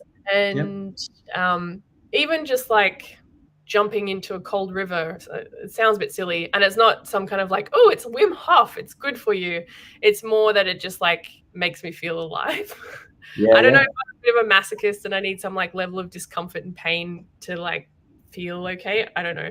But like, and a part of it is also just like knowing that I'm neurodivergent. Like, that's been a huge thing of like knowing that I'm neurodivergent, that I process the world differently to other people, and I need to sort of be a custodian to myself differently, and that I can't always tolerate stuff, and that like it doesn't mean that I can't do hard things, but that I need to think about accommodations. And I have a pair of earplugs that I bring with me everywhere to put in, because I get really bad kind of panic attacks from particular types of sound. I have issues with LED lights. Like, I can see LED lights flashing and strobing, and then I get panicked. So I have sunglasses in my bag, just like all this kind of stuff of like, instead of making myself wrong and that I'm difficult and bad or whatever, it's just that like I'm a different organism to a neurotypical brain, and there are certain things that I need, and that I'm going to look after those so I can have the best time that I can. And I feel the main thing I feel happy about not drinking and doing drugs is that I have more energy for doing the stuff that I want to do. So like making artwork, going places, seeing people doing things. And then when I'm actually tired, I feel tired and I go home and I rest instead of like, you know, staying on and being drunk and then coming home at 2 and feeling like trash and then being tired and wondering why. So I don't know. I don't know whether it's more or less fun, but to me, it's like I don't care about that anymore. It's more like I just want to look after myself so I can do the stuff I want to do and that I actually enjoy. Yeah, I think that, man, that's I understand completely, because that's now that I'm, you know, now that I don't have, I mean, I never will let my guard down. Like, I'll say that. I won't ever put myself in a position to risk my sobriety. That's the most important thing in my life right now, because much like yourself, man, I don't know. I just see, you know, like, I wasn't lying to you today when you asked me how I was at the start of the show. And I told you that I was just simply, I guess, feeling this, you know, joy of life, man, because it's like there's so many cool things out there that, you know, you miss when you're not at full faculty, or you're under stress, or you've got things that um, are taking you away from that moment. And and I realize now that I'm seeing things, like just little things, like but you know, like bird bang on a tree, where, you know, and you can sit there for a couple of seconds. Yeah, that's cool, man. I saw that. Did anyone else see that? You know, like, you just see things like that. I had this moment where I was on a walk the other day, and this will sum up how I think it's made me feel, and I don't want to ever give up on this. And I was walking, and there were people all around me, and they were all walking, exercising in their varying gear and shit, man, you know, but they were all face down in their phones, you know, like fucking walking, not even saying hello. So one of my little things now, I like to do it for shits and giggles, Sarah, because, like, I'm a bit of a pest sometimes, you know, I like to have fun. And so I walk like, morning, you know, like, you know, as much as I can. And I count the responses I get, just because it's just fun to me. And, you know, so I was on this bridge going across this river, and there's all these people walking backwards and forwards. And I stopped because I saw this, like, hawk being followed by these 3 birds. And then this hawk just, man, wings back, whoosh, just boom into the water, you know, like, and all this spray came up, and I'm like, and the other birds like zoo around it, and I'm like, that's so cool. And I'm looking around, not a single person is watching this thing. Yeah. And then the next thing, this bird, this hawk, boom, wings out, water flicking everywhere, just starts spinning, man, like up in the air, got this fish in its claws, leveled out, zoom, gone that way, and these other birds racing after it. And I'm just like standing there, like, going like, man, that's like the most fucking cool, like, 15 seconds.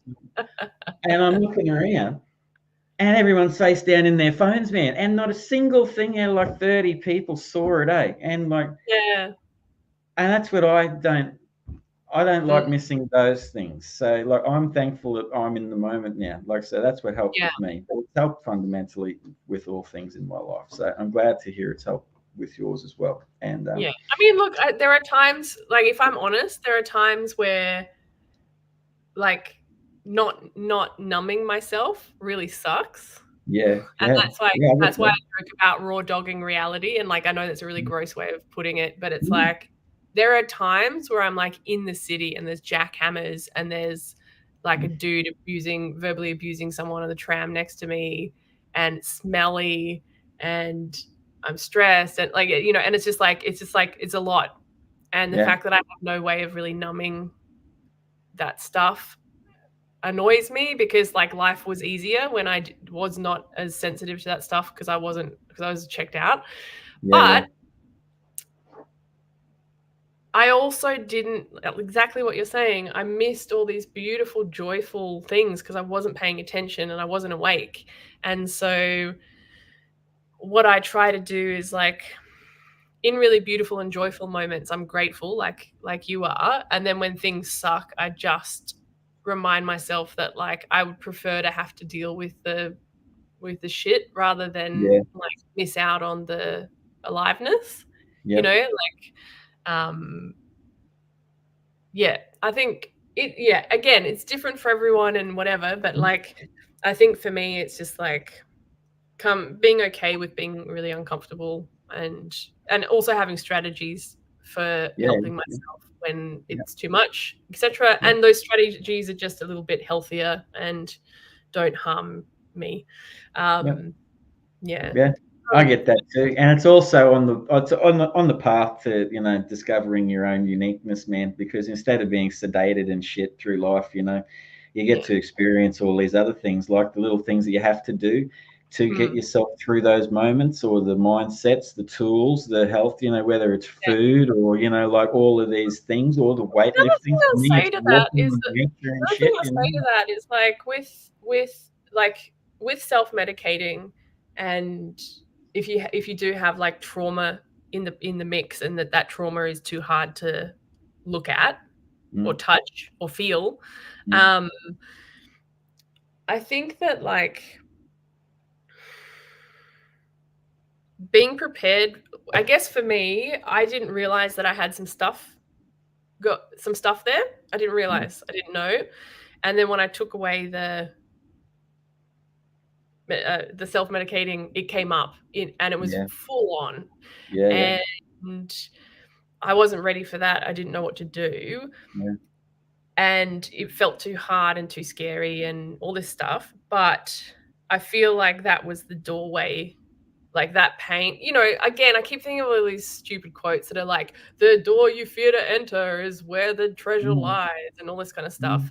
But it's like, I feel like until you confront some of that stuff, and again, for some people that stuff is so hard that maybe they don't confront it, and maybe that's okay, you know, because sometimes the stuff's real bad. But for me, you know, it was scary and shocking, and I went in there, but I feel like I would not have found myself as I am now if I hadn't gone there.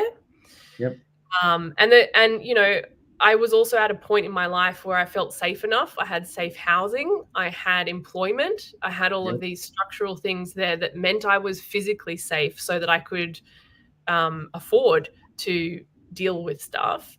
And again, sometimes people don't, and it's not the right time, and that's okay. You can't force or rush this stuff. You have to have to take care. But I think like I feel really grateful and proud of myself for removing the thing that I was removing the numbing that was allowing me to hide from the thing, and then having to confront the thing and having to realize that I needed to change my life and be honest about some stuff with myself that meant I had to fundamentally change some really hard things. And yeah, it was just hard. It was just hard. And but I'm glad I did it. No, I completely understand everything you're talking about there, man. That moment where it is just you, and there's no escaping. It's just, and it can happen to anyone at any different point, you know. And man, it fucking terrified me, man, you know, like, because I was living in this ego, thinking that, you know, like I was fucking, I just, another reality, man, you know what I mean? And then and you got to break that down, and and it's some pretty hectic shit to look at, you know. You gotta answer, you know, a whole thing of like, you don't know how to, and so you're there going like, what is this? And then you're like, I don't know how to deal with this. How can I live with this thing? Like, I don't have the skills or the ability to do this. And then you go on a journey of like, well, how do you deal with this stuff? You know, how do you live? I guess that's the journey to reclaim yourself, man, and become, you know, your unique self. Because I very much believe that, like, honestly, man, I know, you know, people think I'm crazy talking like this, man, but you know, people have the capacity to be so fucking beautiful, man. You know, Yeah, like yeah. you see it every day, and and unique, and I think that's such a just it's something that people should pursue, but everyone does it in their own way. Process, create every day, create your life, create your artwork. It's up to you. It's yeah, it is what it is. But Yeah. man, now you've been one of the things, thank you very much for sharing, Sarah. Hey, like, That's because I okay. Thank really you for appreciate sharing. that. Yeah. Yeah, that's cool.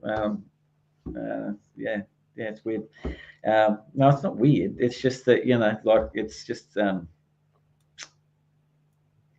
I enjoy sharing now, to be honest with you. Gary Challoner, what's the response to your book been like, Sarah? Any surprising or unexpected reactions?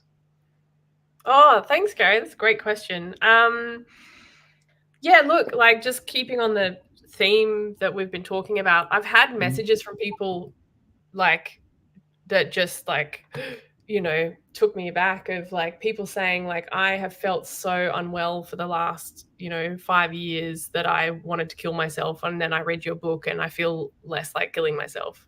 And that is, to me, like the most profound praise. And the fact that someone would contact me and tell me that, and like I've had a few messages like that of people saying, I've been so trapped in feeling so like there's no hope for me or the world, and I read your book and I was like, you know what, I want to stay with the trouble, I want to stick with this, I want to stay here. I love this place, I love these people, I want to fight because I care and I love. And that has been, yeah, like so moving to me, and I take those messages like really preciously. More broadly, having the book come out in Australia and then also in the UK and Europe, it's been really interesting how in different cultures it's been read really differently. Like in Australia, a lot of the feedback I got was around like, this is really feminist, this is really autobiographical, this is really about, it was very much about sort of a gendered lens, which I thought was interesting. And then going to the UK, the readings that I got and the discussions I had with readers they were much more picking up on the philosophical elements. So like, this is a book of philosophy. It's really great to see a writer playing with these ideas in a kind of lived sense, blah, blah, blah. And in taking it on tour to the US in September, I don't know what that will be like, but so far, like I'm going to SPX on the 14th and 15th of September, and I'll be part of a panel that's talking about science communication. And that's been something that's come up a bit recently, is people looking at this as like, this is really important kind of science about behavior, about ecosystems. And you've done it in such a relatable and interesting way that's really valuable, because a lot of science writing people never read unless they're already interested in science. Whereas people pick this up thinking, oh, this is memoir and a comic, and then suddenly they're getting all this like science education. And so, yeah, it'll be really interesting to, see how it goes in the US. Just trying to think if there's anything else that has been surprising. I've been surprised at how, I mean, like, of course there's criticisms, of course there's stuff, but like I've been really surprised by how positive the reactions and readings to the book have been. And one of my favorite things is people who are not normally comic readers reading the book and being like, oh, I didn't know I liked comics, I'm now going to go and read some comics. Just because of that, prejudice that people have of like, oh, comics are for young people. And then realizing, oh, you can have big adult ideas in comics, and comics can do many things and have many different genres, just like movies. And so that's exciting to me. Like, I really enjoy converting people to comics. Yeah. Keep going. That's turn them to comics. So that's been really fun. And I really get a kick out of seeing it in, like, outside the graphic novel section in bookstores, like seeing it in cultural studies or philosophy or other sections. Like that's really fun. That's all I can think of. I know there's more, but that's all I've got off the top of my head. Yeah, I'd like to bring you to the theatrical side briefly because am I correct in seeing when you launched it in Australia at some particular point, Oh yeah. not long back, you and your friends had created a story of dance Yes. and stuff to go with that. What was your thought process behind that launch, mate? And what? Yeah. Look, so I had the launch for this book in Melbourne at the Science Gallery. So the Science Gallery is a interdisciplinary gallery here that a friend of mine is the head curator for, and they do really interesting shows that kind of cross merge science and art and exploration. It's really fun. So I love it there. So I said, can I have a launch there? And I really wanted to bring the book to life and have it be more than just a kind of author sits down, reads from the book, signs some books, that's it. I was like, how can we make this more dynamic and spectacular? And I was just driving along one day and I got this idea of like, I know I need to be a moth, because bogong moths are a really important theme throughout the book, because they're a kind of, to me, they're a kind of story messenger, their nourishment, their history, their pattern, their oscillation and pulling away. They're also incredibly sophisticated. They're also incredibly stupid, just like us. So I like the moth as this metaphor for human fallibility. So myself and two of my friends who are professional clowns dressed up as moths, and we did this like quasi-erotic dance around a fake campfire where we danced around and then like humped the fire, because you know how moths get tricked by lamps and fires and end up dying. So it was us being like, ooh, it's a fire, oh yeah, and then none of us died, so that was nice. Luckily. Yeah, and then I did the entire book launch dressed as a moth, so I wore my moth outfit the entire time. And it was great. And I just felt like it. So that's why I did it. And all of the costumes were made from repurposed cardboard, leftover paint. Like it was all like recycled stuff. And like even my friends who have their farm, they gave us their logs. So as soon as we finished the dance, we like rolled the logs off the stage onto their ute and they drove away. So, you know, it was a team effort to get that happen. But like having opportunities to like do fun stuff like that, I just love. And like it was very memorable. A few people said that when they came to the book launch and they sat down and they like, the theater that it was in is completely pitch black, and so when people were sitting there it was pitch black and they could hear like the sound of cicadas and the wind, so it felt like very natural. And then suddenly there's moths dancing, and they actually thought they were in the wrong place. They were like, oh, I'm meant to be at a book launch. This is some kind of dance thing. Where am I? Oh, and so, yeah, it was a bit of a surprise and delight thing, because people had no idea that it was going to happen. And we actually spent like 2 months working on the costumes and the dance and everything. So it was a lot of effort for 4 minutes.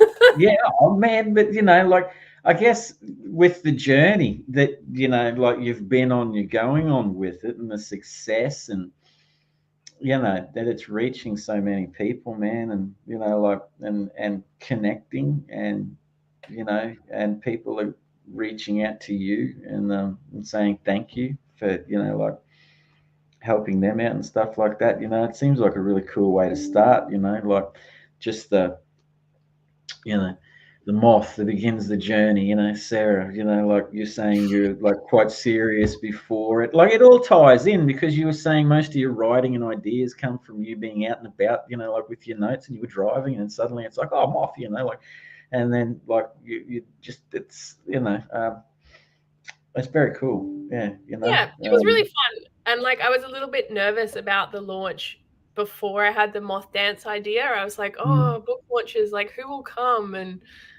is the book terrible? But when I had this performance of being a moth as the thing to focus on, I was just so excited, because it was just really stupid and like we're all dancing badly. Like, we're comedians, we're not dancers, you know. So it was like, it was just really fun. You know, it felt like I was doing a school play or something. Like, it was just like exciting and a bit stupid and felt really good. And like, I was actually saying to someone that, like, I think I mentioned to you that, like, I'm not actually a very good dancer. And as a child, I always kind of wished that I was a good dancer and I could be on stage and dance and stuff. And I think for me, having this kind of bad comedy dance on stage, it was almost like living out my childhood dream, but in a way where it was like low stakes, where I didn't actually have to be any good at dancing because it was and that was very, like, that felt really good in my heart, like, for my, like, inner child or something, where I was just like, yay, I did a bad dance and people clapped and it was fun, you know. Man, it sounds like this book journey, like you just mentioned, your inner child there, man, you know. And that's the one thing that the suggestion is that we're all running from. And when you connect with that inner child, you know, like it's a good thing. Leads to personal freedom. And it sounds like this whole journey, man, of like eventually everything connects, has brought Sarah not really sure what she was doing after the unfortunate incident that changed your life and brought you all the way around to find out. From me talking to you now, I would suggest that eventually everything has connected. So I think that they just do, you know. Yeah. Well, life has a funny way, man. And also not fun ways. Well, that's the shit you got to go through that you were talking in the first chapter, mate. You know, sometimes you got to go through it to get to it. You know, it's it's the peaks and troughs things, man. You know, we all look at the fucking peaks, but we don't worry. You know, no one ever thinks about the learning in the troughs. You know, it's and you know, it's the best. Being going through the shit can teach you the best lessons, man. So when you do get to those elements of success or whatever it is that you individually set your success on or achievements, you know what I mean? Like when you've gone through the effort to get there, man, you can appreciate that moment and you can. Oh, totally. Yeah. And I feel like writing books, and particularly writing a longer book, like writing, I don't know. Some people like writing. To me, writing is so hard. Like, writing is the hardest thing I've ever done. And, but there is some real pleasure in having done the hard thing, and at the end you made something and you kind of stuck with it hard, and then you're like, and there's just the satisfaction of like making it through the thing, and it's that simple. And it's like anything else on top of that's really nice, but the fact that you like just managed to, because it's like when I write, I just don't know what I'm writing for like 90% of it, and then towards the end it finally comes together. And it's like, even so, I have this on my wall here. This is like my first academic comic that I've ever written, and I decided I don't know if I really like writing academic work, but it was so hard. This was so hard, and I really struggled with it. I wouldn't say I hated it, but it was just, it sucked. It really sucked, and I was so I was so worried. I wouldn't say I hated it, but it sucked. But I feel really satisfied that I didn't abandon it, and that I finished it, and it exists. And you know, it's got problems. It's not perfect, but like I gave it a go, and it exists, and I feel happy and satisfied in that. And like that thing of like, you've got to go through it to get to it that you said, I feel like a lot of things have that sort of element of pain threshold, that like if you just stop straight away as soon as things get difficult or inconvenient, you miss out on these, like, I don't know if it's success, but just like the joy of like knowing you did some hard work and it turned into something. You know? No, and man, it's not I anything other than yourself. You know, like I set myself a challenge. I didn't think I could do it. It was really hard, but then I did it. And it's like, hooray. Well, that challenge in itself, I would suggest, for the way I think, is growth, man. You know? You Oh know? my gosh, I just noticed that it's 9:40. I haven't had dinner. I need to Yeah. go and have dinner. No. All right. Well, on that note, Oh Sarah my gosh, Firth. I didn't realize it was so late. Yeah, If that's the anyone's still fluidity of the chinwag. listening. On that note, Sarah Firth, what would you tell young Sarah if you were sitting at your book review and young Sarah said, how do I get to be you? You know, like what would you say? Oh, I would say write and draw a lot and share it a lot and keep learning a lot and just keep going. Mm, perseverance. All right, Sarah, where can the people out there in the universe find your books, man? Like, where can they contact So you? the books are online. Thank you. Absinthe has just said, Alison, thank you for the beautiful discussion, Sarah and Leigh. Absinthe, that's incredible advice. It's hard taking that first step. It And, is. Yeah, yeah. it is. I would actually say that the more it's like I'm going to talk about muscles. Sorry, everyone. It's like a muscle. The more you do it, the stronger it gets. And so Yeah. it's like the more you make and write things and share them, the more you build your confidence and the more you figure it out, even though it's really scary and it sucks. Yeah. Yeah. Lovely advice, mate, from someone that's Yeah. hard. All right, You where can do we buy get it? it at most bookstores. If they don't have it in stock, they can order it because it's through Allen and Unwin distribution, so that everyone can get it. Yeah. And you can buy it online as well. You can order it through my website, and I can send you a signed copy. But yeah, you can buy it from like most retailers, and yeah. Very good. And for anyone out there, that is eventually Everything Connects, 8 essays on uncertainty. Depending on where you are in the world, you can buy a naked cover or one with clothes. And you can watch the interview back. There we go. And Sarah's got both of the versions of the cover on show for you there. So If there you you buy are. it directly from me, I have both versions in boxes, so you can choose which one you want.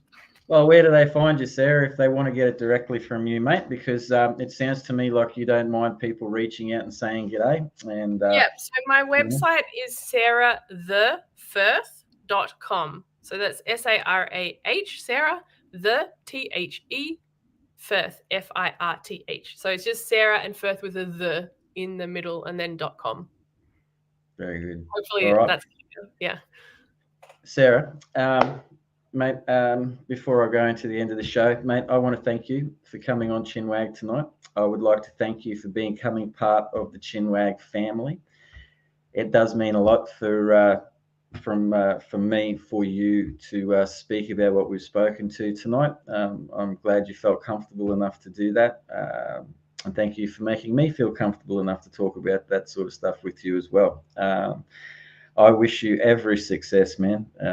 I think you're pretty much everything you set out to do from the start of that book, man, to the very title. Eventually, everything connects. It seems to talking to you tonight, meeting you tonight, man, that it has come together. And congratulations on your sobriety. Continue on. You And too. yeah, I'll try, man. I will definitely. Oh, not try. I'm going to do it. So it's like it's how life is now. Yeah. And thank you so much. You. All right, everyone out there. Now, just as we get to the end of the show, everyone knows that I like to have a little bit of a say.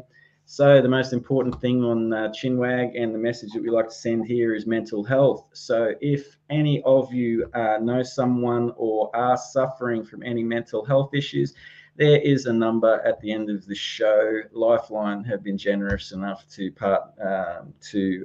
give us all of their and allow us to show all of their numbers and websites if you ever need to talk to someone. 24/7 because I have, and it's gotten me out of some pretty dire scenarios in my lifetime. So don't be embarrassed. They are there to help, and the world is a much more beautiful place with you in it. Don't forget to like and share, subscribe to the Comex Network, because, you know, like, we want to see this tree grow, and we want to be able to continue to have more conversations and share, you know, like, basically everything we can with like-minded people. And we want to be able to, you know, keep Chinwag going long enough so that we could have Sarah Firth back on Chinwag for part 2 somewhere down the track. And look, community is unity. Chinwag is and always will be made with love. So see you next week. Thank you, Sarah. Take care. Thank you. Bye. Bye-bye.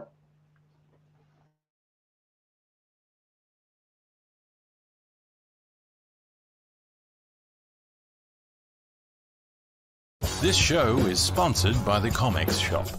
Check out over to comex.shop to pick up a variety of Australian comics from multiple creators and publishers, all for one flat postage rate. We hope you enjoyed the show.